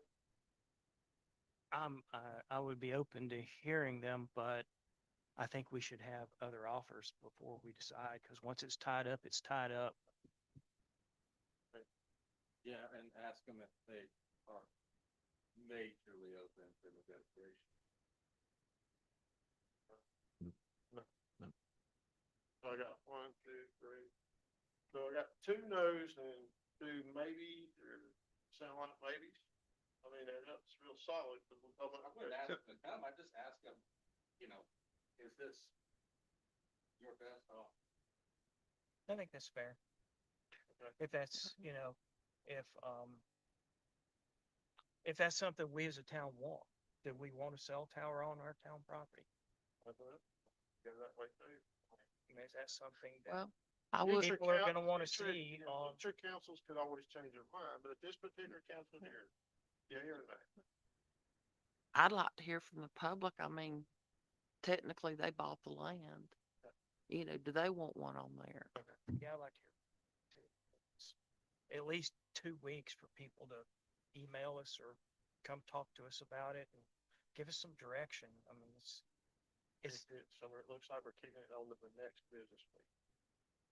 Okay, so I've got 2, Mayor, are you feeling, seeing that way as well? Cause I hear, I'm, I've I'm, heard these 2. yeah, I wouldn't be willing to talk to this guy. I mean, he's just lowballing, so, for this company, I wouldn't even entertain a conversation with this guy. So I hear 2, Councilmember Kimball, Mayor Gantz, and I just want to make sure, Councilmember Good and more, you all are saying that you would entertain potentially pushing this to the next meeting for public comment opportunities? yeah, I would Yeah. like the public to have a Okay. chance to comment Yeah. on this. Okay. I mean, to me, this is a That's big not thing. what I said. No, he no, said- Oh, okay. no, he it's said from, no, yeah, period. so I have 2 I'm just and 2, and making so I'm sure. just now gonna go to I Councilmember think, Cantrell. I honestly think what these 2 are to do is just find out in general if the public would, Mhm. and I don't know that it even pertains to the decision we'll make tonight on this particular outcome. We're just wanting to know if the community wants to look at a tower. It's gonna be for 80 years. So Or that might, whatever, Well, whatever but I replaces it in want to know 20 things years. too, like, is it gonna hamper things that we are allowed to do in the park? Is it gonna change any of our dynamics? It's gonna be a kite collector. Somebody's flying a kite, boom. But I don't know. Is that okay, Nicole? Was that, so for don't fly clarification, kites. is there council decision or council guidance on reaching out to this company after this meeting, or telling them after the next meeting, or, hey, we are not interested at this time with this company? If you're willing to tell them that we're not interested in talking to them for that amount of money, I'll go with council guidance. I mean, that would be my philosophy on it. Then we could hear any feedback they had, maybe potentially later on, if we thought it was okay for the dollar figure, Mhm. what the burden would be on us, you know. I could foresee this thing possibly going behind the baseball, back the outfield, right there on that hump, 60 to 60 right there, right on the edge. And if they needed any kind of utility easement, they could use that. That's the only place I thought about. On the whole place, I would be willing to put it, being honest. This, if you hit a baseball over there, they're not gonna be flying kites in the baseball field, I hope. But I mean, we got spent on that, but that'd be the only place. And then, you know, Well, I'd like to hear offer from other companies too, if they're interested. You could say, yeah, if something we're But- interested But in. first I the want town- to know is what town thinks. I think maybe we just hold off and let it ride, or we find out from the community. So what I'm hearing, I'm just going to repeat it back, is that the council's direction is to inform them that at this time, under the current proposal, that council is not interested in moving forward. But you all are open to discussions around communication tower potentially on the property moving forward as a general statement. Is that what I'm hearing? We're seeking community, involvement to hear what the community has to say about it. Maybe wait until we get some. A viable offer. Yeah. I was gonna say, because we're not putting out an RFP for this. We're not searching for this. So there's no ability for us to say, we're willing to entertain others. We're just, council is open to, opportunities as they come forward. Right now, this is not an opportunity under the price point that you all are interested in entertaining. Okay. I think that sounds good. When you get caught up, we'll go right on into the nuisance. Call Mr. Malachek back up. It's the seat probably still warm.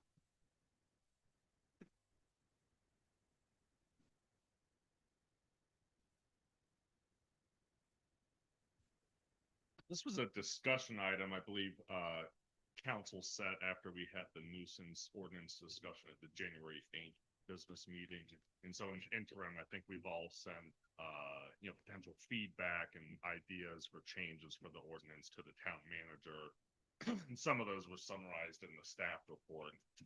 But really, I think staff's just looking for clear guidance about how to proceed here, if we want to move forward with an amendment, and if we do, specifically, what that should look like.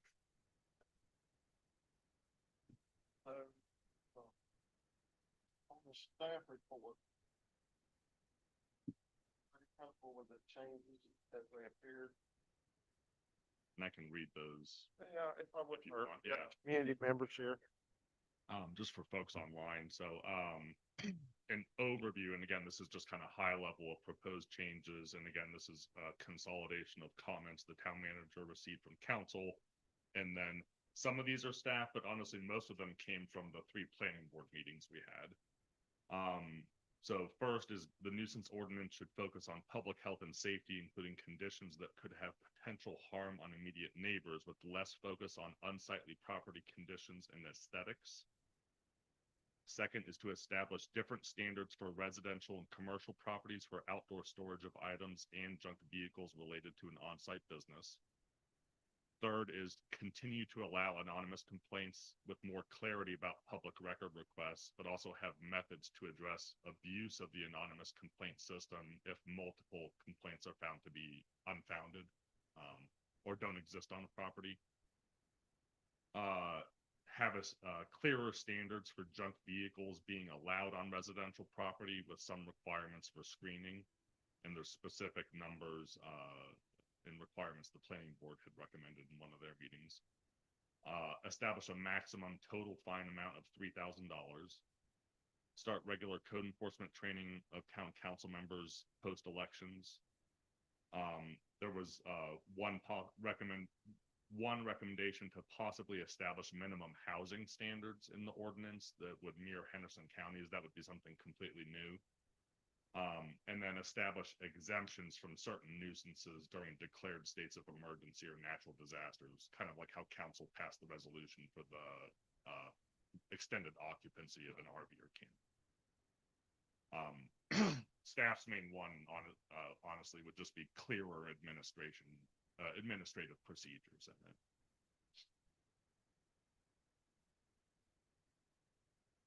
Very good. What do you think?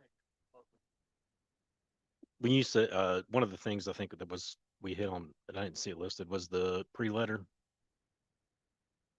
One that brought up. Yeah, it wasn't a high level one, but that's something that's incorporated, would be the courtesy warning letter as the first step before any, official, enforcement action was taken. But that would be, a mandated first step as a contact, a courtesy, almost like educational letter versus a formal notice of violation.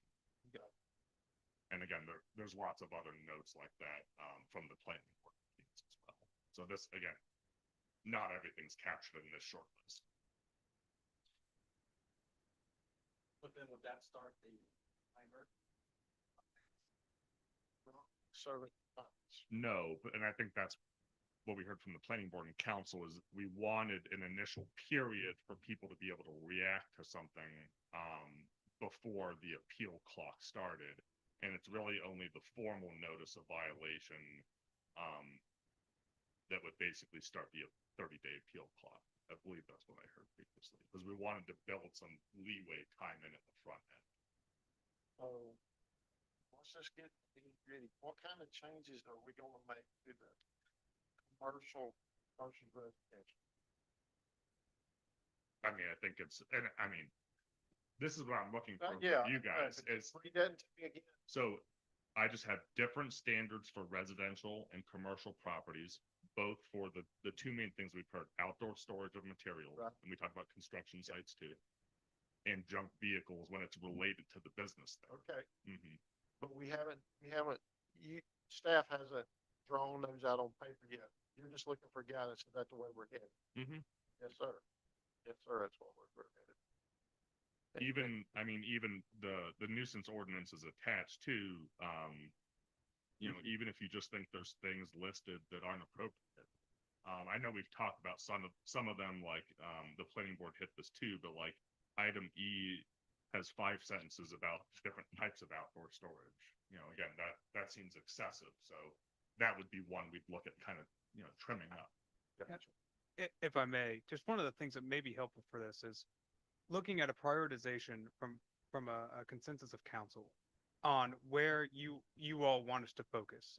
One of the things that I noticed with feedback and then seeing from the staff feedback is that, you know, really we have to get into the nitty gritty of, you know, this type of event, not that type of event. Looking within the verbiage of our current ordinances as well as looking at potential options outside of it. And right now, it's, in my mind, from what I'm hearing, it's pretty nebulous where we start with that. So what I would ask is if council's open to it, is to tell us a priority of where you want to spend your time, maybe the, top, couple, 2, 3 for us to hit first. And then we can get into the nitty gritty at a future meeting. And then as Mr. Malachek mentioned, maybe bring up the ordinance, having that discussion on line items, maybe strike, change the verbiage, et cetera, at that time. Biggest thing is just, if it's business, doing a certain type of business there, you know, they've gotta have a little leeway. You know, I mean, if they're selling tires, we gotta understand there's gonna be tires, but sometimes outside, a lot of times outside. An auto mechanic. Yeah. They're gonna have cars. They're gonna have cars, they're gonna They have. can't they're fix them gonna have- right away. Sometimes it takes a while. They'll have spare parts laying outside, but, you know, they just can't build big enough buildings to put it on. Just gotta understand that. Just speaking for me. If you happen to have a project car in your yard, you just gotta Or cover two. on it. Or two. I mean, sometimes you'll have two, rob parts off of one to get the other one going. And you do it, you know, together, you rob everything. I just understand a little of that. You know, I just don't want the town of Mills River, and that's the CDO worries me a little bit about that too. I don't want us to become an HOA. A mayor's I association. don't want us to be that. I want the people here to be able to live, enjoy each other, and not have to, feel like they have to call the mayor on everything that's going on, with their personal life, you know, and I mean, I know that's what this job is. But if we can remedy some of it for the future mayors, I think we're Mills River folks. We're not Asheville. We're not Skyland. We're not Art. We're a little different. Everybody keeps talking about rural, rural, rural. We're not. I don't think we're wanting to be rural. I think we're still wanting to be more on the countryside of rural, if I'm thinking correct. I mean, I know Brian would probably disagree with me a little bit on that. But I mean, I'm just being honest, but I want us to have if I had to do over again, I'd want us to go back 30, 40, 50 years, but I know we can't go back. But let's don't make my biggest fear is, my daddy's always told me this. Eventually, they're gonna take all us natives and they'll put you on a reservation. Cause you're not gonna fit in no more. And wouldn't that be a hell of a note? Because a lot of you's been here long enough that y'all almost feel like neighbors. And I would hate to have a council mandate enough stuff on people that live here And even moving in here, they moved here for a reason, because of the way it has been and is. They're not moving here hoping to change it to something else, I would hope. They're coming here and paying this big money for this land and everything because it is what it is. Not a facade that they think it's gonna be. They're coming because of what it is. But I just hope that, I just don't want us to be an HOA. So however you can help us change it, give all us, our businesses a place, because the businesses serve the people up Mills River and surrounding areas. So we gotta keep that in mind too. You know, we run them out of town, and I can tell you, we've done run one out.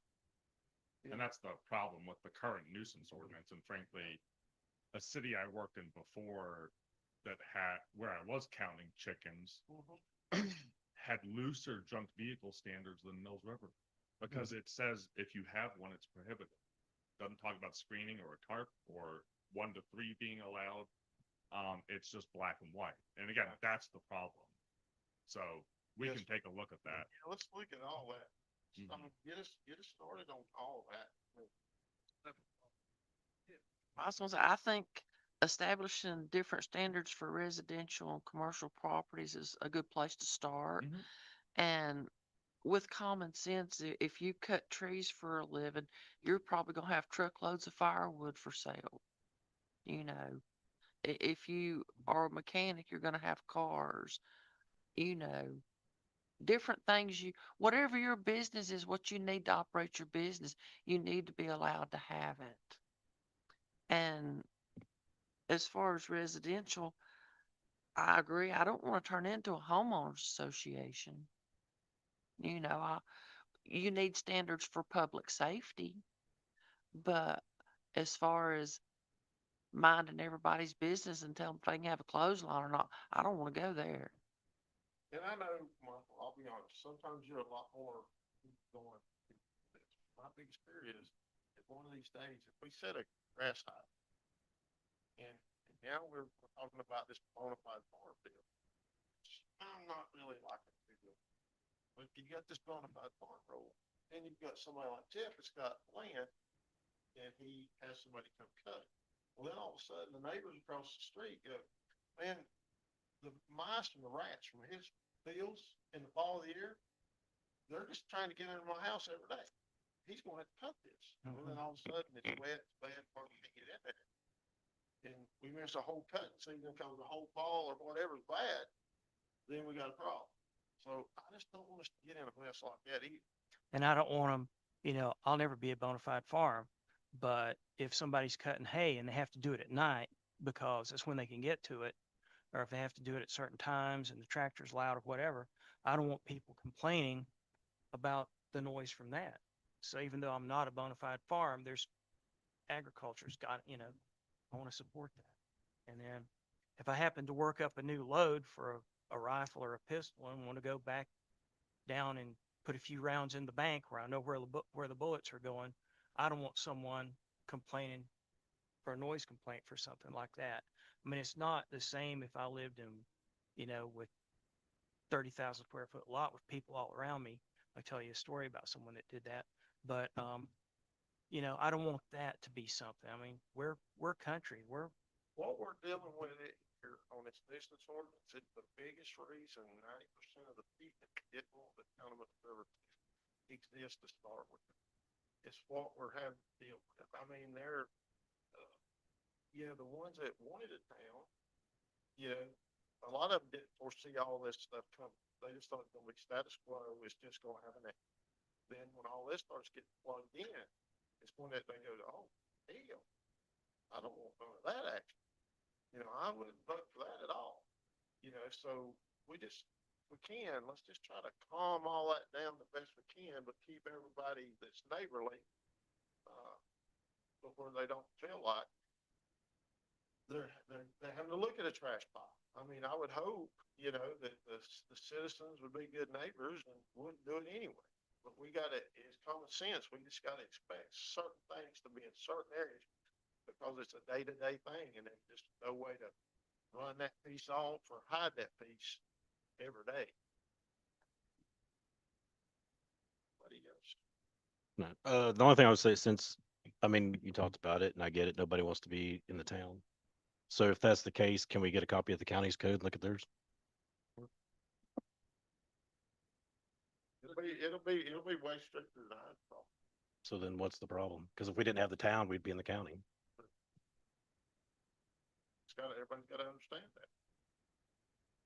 One page before it, the UDO, but what's the thought then on like commercial property screening, like loosen up, you know, the nuisance, allow the how many cars and the stuff, but then it's a tighter screening on the edge. What's the, I don't know, I'm just trying to see where the back and forth is a little bit. I don't have an answer for it. That's a open-ended question.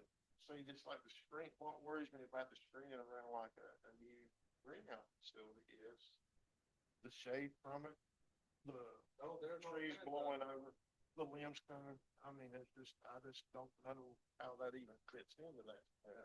Which he might be exempt being ag. So that's when you're out here.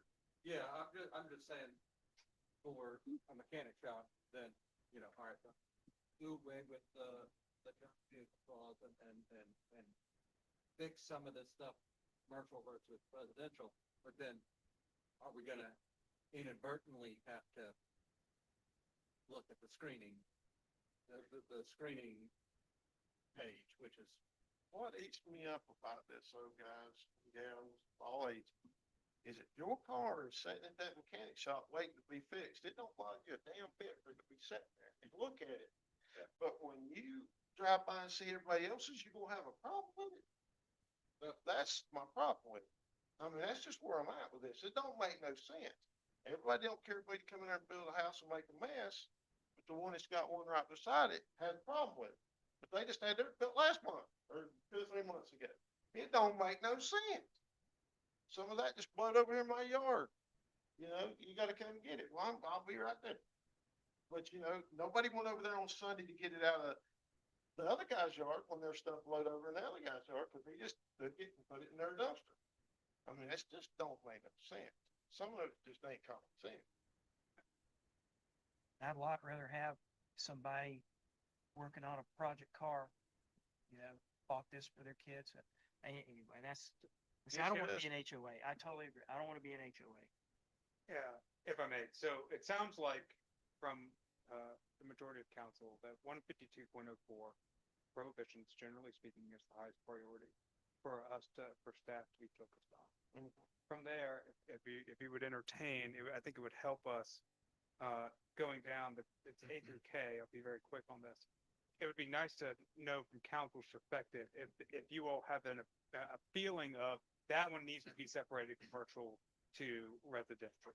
And so that way then staff can start prioritizing that and trying to find verbiage within those specific sections. Now, again, not necessarily, we're not going to go line by line to strike items, but unless council would like to, but I think it's helpful to say, for instance, like the first one's about improper sewage disposal to such degree that sewage or effluent is discharging onto the surface of the ground, backing up into a structure, or discharging into a body of water. Common sense, it's gotta be dealt with. That's gotta be in there. There's Common sense. no separation. Up and down. An unsecured opening caused by improperly abandoned cistern, well pit, sewage treatment system, unused or non-maintained swimming pool, mine shaft, or tunnel. Any need to separate that out from council opinion? In the town of Mills River? There's no telling how many mine shafts are unsealed, uncovered. So, I mean, you know, how much is that gonna cost the landowner to do that when he didn't generate that shaft? So, I mean, you know, But well, I'm okay with it. But I mean, I'm okay with that. I'm just telling you, Forge Mountain's covered up in mine shaft. Open mine shaft. so am I hearing correctly? At least, and I don't want to speak for everyone because I'm hearing a few voices. Is that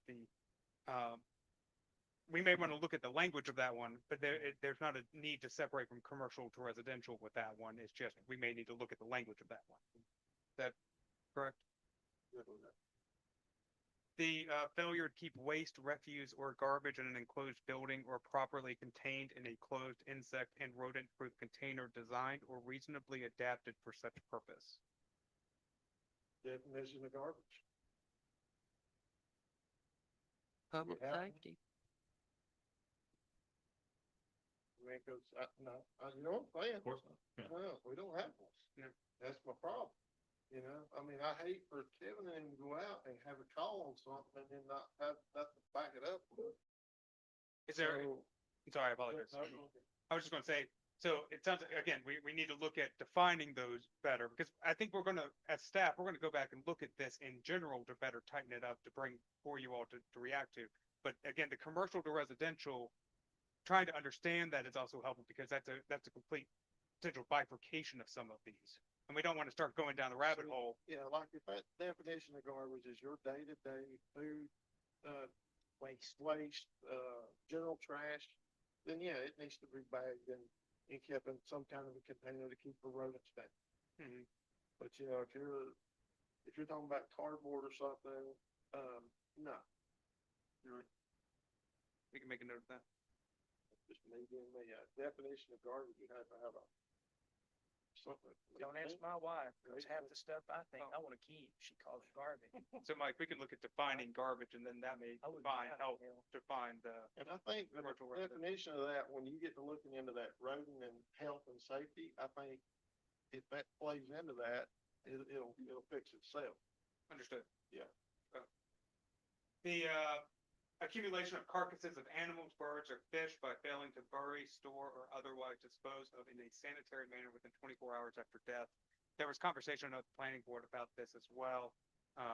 And Mike, correct me if I'm wrong, but there was conversation about the 24-hour rule, et cetera. I think they just wanted to strike it, They just wanted to strike it at the time. and we've never gotten a complaint about it. But there's nothing necessary to separate that out from residents to non-resident, residential to commercial in that case. It's disposing of animals, and then council may decide to strike it altogether. You know, the only thing you might have happen around here is you might have a cow that was during that snow that died, and they want to get it to the diagnostic place, and the neighbor said, "Let cows laying out there, and they ain't done nothing with it." But they're waiting on the weather to get good enough to get it over to the diagnostic place to get checked out. Or a horse, or even a chicken. But we just need to think about stuff like that, it happens around here that might not happen nowhere else, but it could happen here.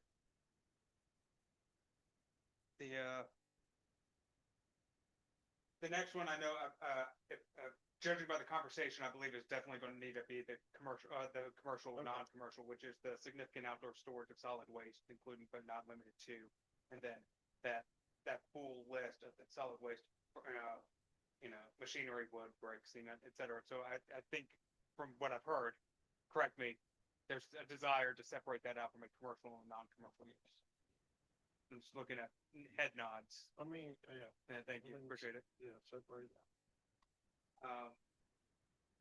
Making notes. Accumulation of rubbish or junk as to become dangerous or injurious to the health and safety of any individual or to the public. So say that one more time, the first part of that. Accumulations of rubbish or junk as to become dangerous We need or a injurious. definition of rubbish and junk, because I have no idea. And dangerous. Does that mean it could fall on someone? You have a pile Or do they fall in and get cut? or an old refrigerator? Well, it says injurious to health. I mean, that's health and safety. What is? Junk is any discarded, abandoned, scrap, copper, brass, metal, rope. It's right there, there's a definition of it. Does that got that? Yeah, but again, specifically focused on health and safety in that part. Yeah. Is there a desire to separate that out as commercial may have more leniency around the health and safety aspect of it compared to residential, or just look at it overall? Without saying the definition, I can't say. Just for Part of it, but there's appliances and stuff like that in junk. Most likely. Just for reference, that was one the planning board also recommended to strike because they were more focused on the household garbage that could rot and cause, flies and infestation issues. Yeah, there you go. I'm with them on that. Right. With household appliances and stuff, I think if you take refrigerators and stuff like that to the landfill, you have to take the doors off, don't you? It makes sense, because Right, if you kids. take an appliance repair shop, he's gonna have a bunch of them outside. You know, they're sitting outside, right there as you turn up to East High School. I mean, that whole yard's set full of them, right where he sells them and works on. So that would go back to that, yeah. We need the separation. Any junked motor vehicle without a current vehicle restoration permit and or any abandoned manufactured home as defined. I've heard commercial, non-commercial separation there. Also with the, potentially both for the junked motor vehicles or definition of a junk motor vehicle as well as, abandoned motor manufactured home. Right now they're together in one. There may need to be discussions of separating that and also separating commercial, non-commercial. Is that correct? Yeah, the problem you run into with those, manufactured homes, a lot of those might have a lien against them, and you might be dealing with somebody besides the landowner to have it taken out of there. I mean, I don't know how we deal with that as a municipality, but I'm sure there's gonna be something you have to deal with. You know, a lot of them get mortgaged and mortgaged and mortgaged and mortgaged, every time somebody sells and buys. It just falls apart, and somebody ends up just walking away. I'm gonna go back to the junk motor vehicle. I mean, what's a junk motor vehicle? Something without a tag? Well, if it's a project car, it's not gonna have a tag. So- What if you have to get new, We can look I at tell the, you what, you buy a house next to me and I've got a car in my yard, don't complain about my car in my yard. Although I don't have to, cause wife won't let me put it in the yard, but you know what I'm saying? so right now, we can look at the definition of a junk motor vehicle as well. If council wishes, currently says a motor vehicle that does not display a current license plate or vehicle registration and is partially dismantled or wrecked, cannot be self-propelled or moved in the manner it was originally intended to move, or is more than 5 years old and appears to be worth less than $500 as provided by the municipality, or a junked motor vehicle as defined within the state general statutes. And that is straight out of the statutes. Yes. State statute. Yeah. Yeah. One problem you got is, I mean, you're putting the discretion of what it's worth, or if it's moving, or in Kevin's hands most likely, or whoever that position's going. Well, if you've got an old car sitting there and you're waiting to someday repair it with a child or grandchild versus you've got a car sitting there and you're packing garbage in it. I mean, that's two different things. What if it's got a cover on it? Just put a cover over it. That's something the planning board's discussed is again, having screening mechanisms. I think the word they used was an all-weather screening device, which is a tarp. Yeah. But again, the problem with the current ordinance is it just says, no, it says it's prohibited if it's even there. So again, we can stick with the statutory definition or look at changing it, but it's about how you regulate the prohibition that's Mhm. gonna cause that's gonna help with that. Yeah, so we can look at providing some of those options. On that. Yeah, and again, what I'm hearing is potentially separating that out, commercial, non-commercial, because depending on, commercial vehicle, not being a junk vehicle relative to a residential, et cetera. We can look through that. I think they'll definitely have to be separable. It has to be. I mean, it's gotta be. Yeah. The next one's infestations of, Just put a cover over it. the next one is infestations of flies, fleas, cockroaches, lice, rats, mice, fly larvae, hookworm larvae, or other insects, parasites, or vermin, sorry. Yeah, I want to say varmints, yeah. So how does that start again? The infestations of flies, fleas, cockroaches, lice, rats, mice, fly larvae, hookworm larvae, or other insects, parasites, or vermin.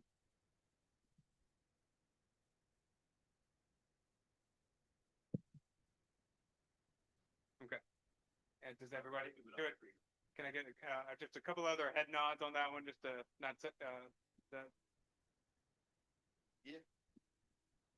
don't see no distinction in it. Distinction's gonna be, is that an infestation or not?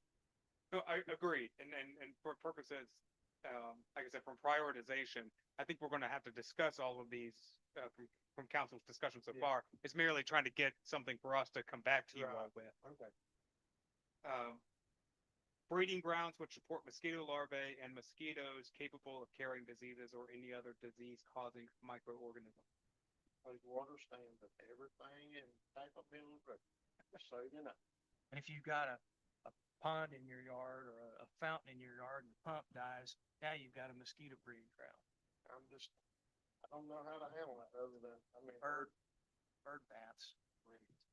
I work Even outside, dishes so I- qualifies there. I do. Say the least. So there's no, Yeah. there's no separation between residents and non-residents here, yet it may need to be looked at and potentially struck as a prohibition. Yep. Or handled in a different way, and that staff can come back with those We're gonna have to recommendations. look at some real, if we're gonna keep it in both of them, we're gonna have to cut down exactly what is prohibited and what isn't. I mean, 'cause we gotta take common sense approach to that too. Understood. The next two here, first of all, the first one's specifically talking about primary residence, but it's the use of recreational vehicle as a primary residence without permitted electrical, water, and sewage connections. So again, probably not a separation there between business and commercial, commercial and residential, but we can also look at that if there's a general feeling council. Yes, but just consider, if you pull up to my house, my camper is plugged up from my garage, but it's not hooked to sewer. But I do that to keep my batteries in on charge. You're not living in it. It's not a primary residence. It's not a primary residence. Okay, I'm with you. Okay. Takes me a minute to catch up. But Oh, yeah. okay. So right now, again, we will look and we can just, bring back recommendations, but again, prioritization. The last one just says recreational vehicles used to store solid waste. Separation, resident, non-resident need there. So, business versus residential for recreational. I mean, once again, I need to know the definition of solid waste because I have a lot of people I've built homes for, pull a camper in there and they'll store all kinds of stuff in it. And it'll be so full you can't hardly open the door on it by the time I get the house done, just so it's right there, or they'll have. I wouldn't consider what's in there solid waste, but does somebody else consider, or would a neighbor consider that being solid waste put in? That's my problem with it. So we can also work on that definition of solid waste. Yeah. But what I'm hearing is that there's no need to separate that out between commercial and residential. Setting that aside, we can work on defining that. The vehicle comes with movable under its own power. Like you could still put solid waste or scrap in a dump trailer and it not be. What about that truck? Or dump truck, yeah. Yeah, I mean, Think about that. see what I'm saying? Cause you take any of my job sites, there's a dumpster there 24/7, get solid waste thrown in it. Yeah. And I mean, it's there for 180 to 200 days on a house bill. And see what I'm saying? So the neighbors come and say, hey, that container down there's full of solid waste. It's got to go. Well, I can haul that off every day. She can kick rocks with her shoes on. I ain't moving every day. You know what I'm saying? I want to check with Mike. That's not the intent. But at least, are we talking about the recreational vehicle specifically? So I just want to make sure that Oh, okay. that would not, the recreational vehicle. Okay, and that would be- motorhome Okay. broken It's down recreational. motorhome or something, or You can't cut it off and make a trailer out of it. This is where, like I guess somebody's home, they've got a car parked and the garbage man ain't coming and they're overflowing, so they're packing it in the car. Know what you're saying, but we do have a lot of, I don't say a lot, we have a few people that stacks, the back of their truck full of garbage till they get a chance to run the landfill. So let's think about that a little bit. I'm being honest. Country people, we do stuff a little different.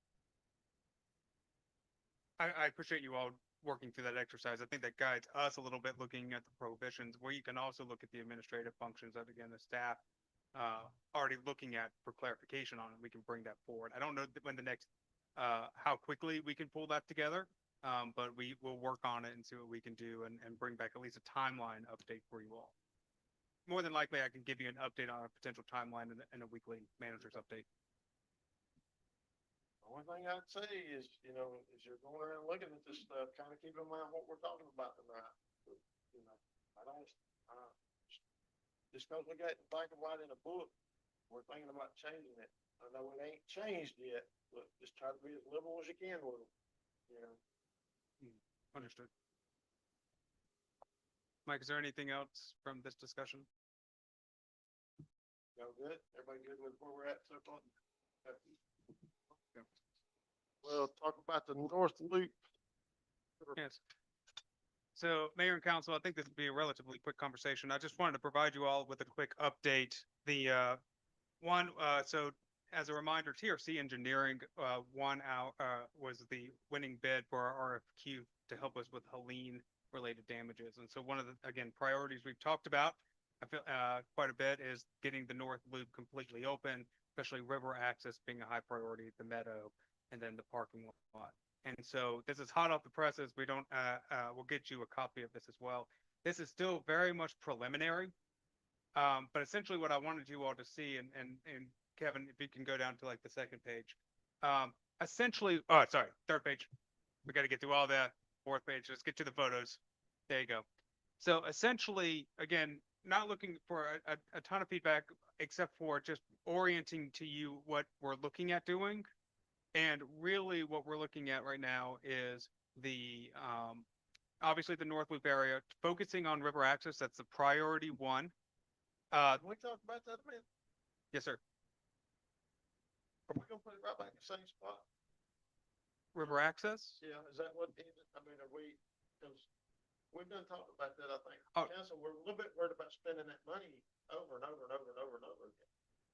And Yeah, just for access. clarification, where we're talking about the river access along the left-hand side where we have the toewood How about revetment.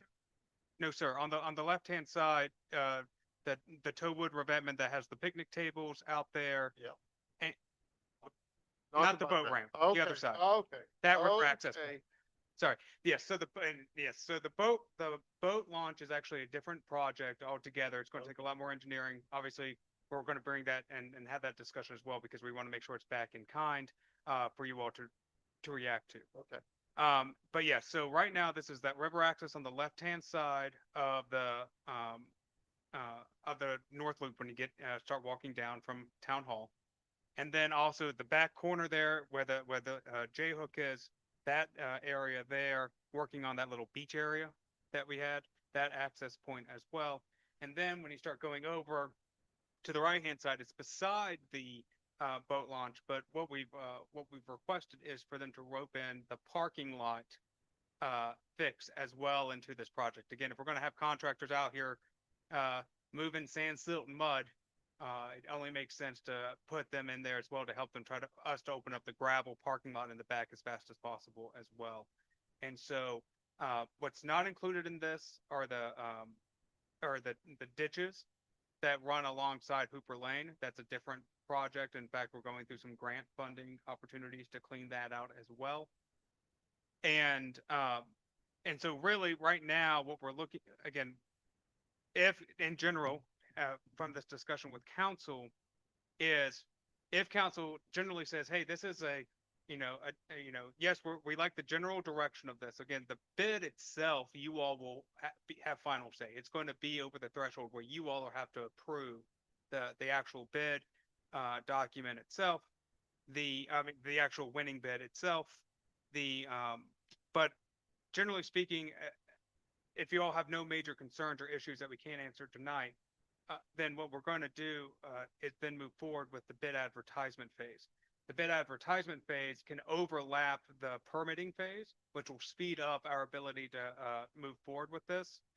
I would just give you a brief little timeline. If again tonight council says, hey, we're looking good, we want to move forward to the next step, is the bid advertisement start would happen. We're aiming for the end of February, the last week of February. So again, give them about a week and a half or so to get everything together. And then from there, it's 30 days. The state requires 7. In order, we have to get 3 bids. And so their recommendation is a 30-day period from there, which again would put us at the end of March. And right. And so during that time, though, we also in March are working together to put a plan to start bush hogging the back, cleaning up the back area, we want to make sure that we, don't, create any issues with, birding and with nesting birds. So we're working sooner rather than later to make sure that we don't run into any issues with that. We want to be very mindful of our birding community. And so working through that to start getting the progress going. And then bid close, like I said, would be at the end of March, maybe the very beginning of April. The first meeting of council is April 12th, I believe. I'm going to recommend, if we're on that timeline, because we're really close to that March 28th timeline, is that we may need to entertain a special meeting, because it's only going to take a few days for the review of the bid itself to bring before council.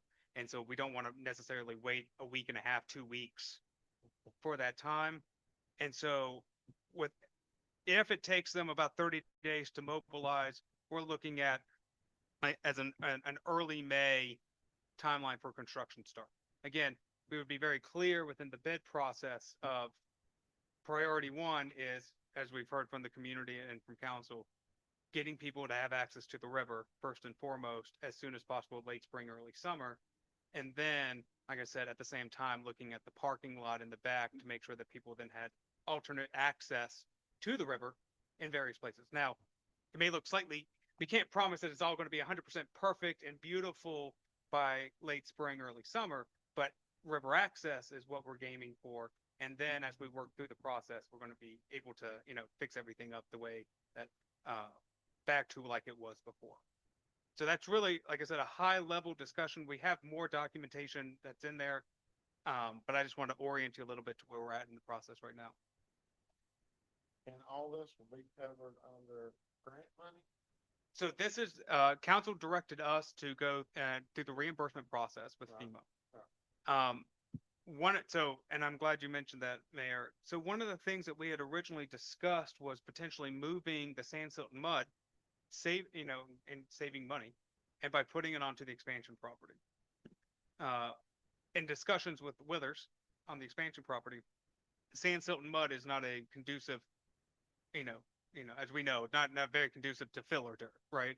And so because this project is reimbursable through FEMA, right now we're pulling up an alternate, which is to go the reimbursement route with them hauling it off, which will increase the price because of that hauling off and the dumping fees that happen. I'm not in a position to want to talk about any cost, but it would change that piece. And we're in a position where every time we would phase the invoices essentially. So where we don't want to get, we don't want to become in a cash flow issue. So as invoices come in, we'd be working with FEMA to get that reimbursement, through the phases.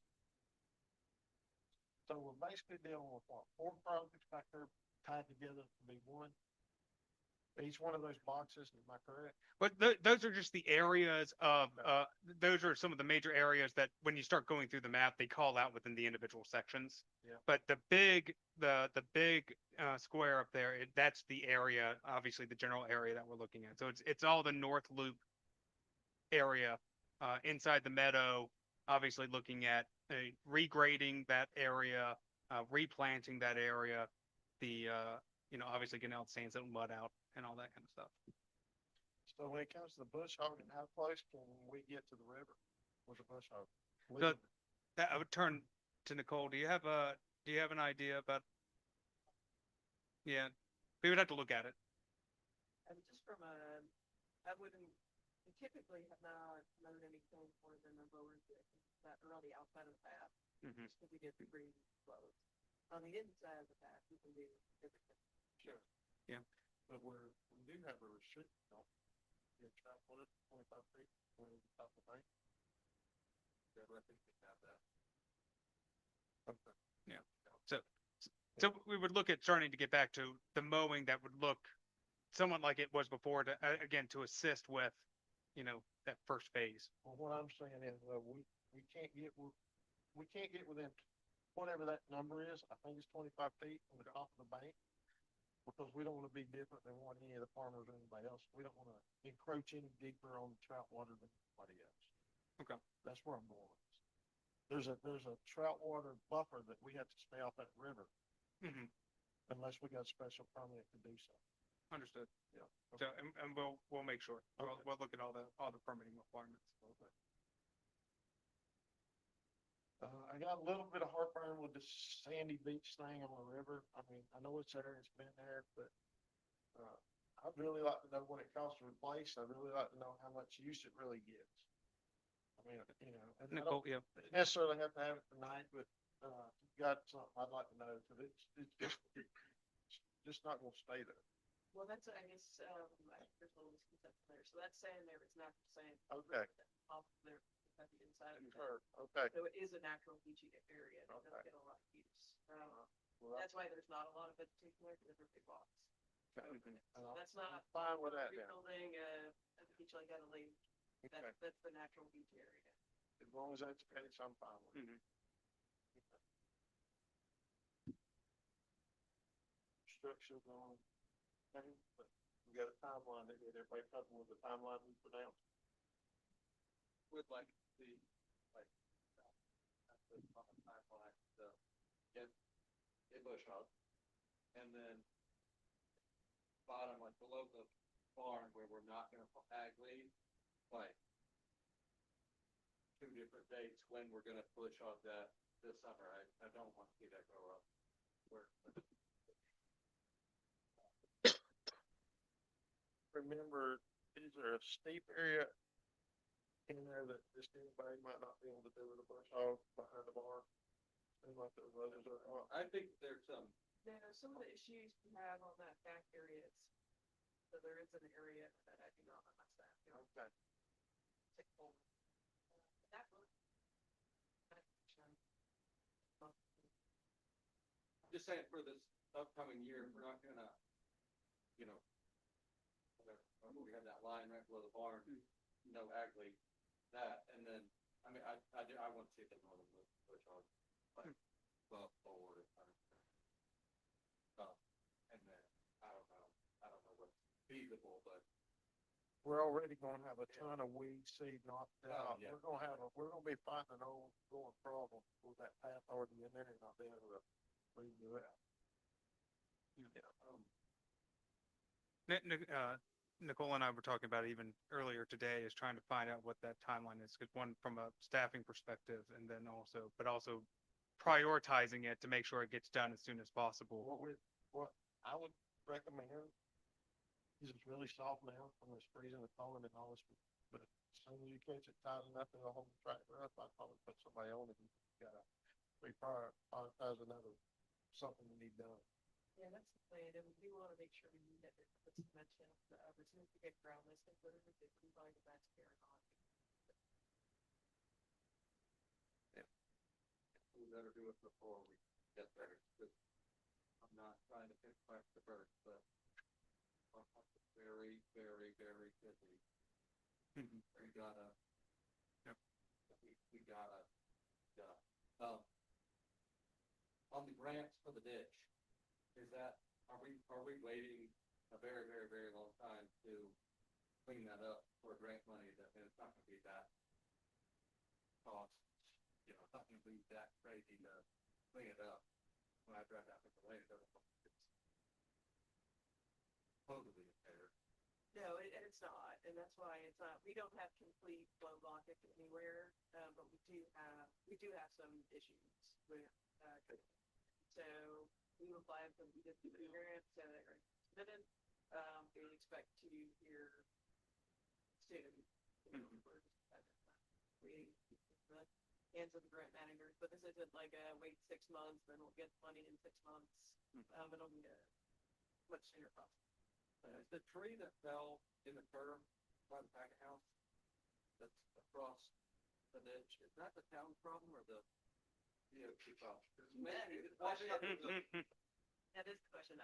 We have been in contact with DOT, so they will not touch the tree, but basically says that the root flat. It is. We have made DOT aware. 2 people have split into that, you know, right? Yeah, that's a good note. I will say that I met with Kyle Lauder from Seth Bud's office last week, and I give him a total list of every FEMA project we got in numbers for. And when I, Patrick met with a cheat sheet to pass on to him, so. something with that. Please keep it on track and right. I just, Yeah. I hate to wait on other government entities for something that's.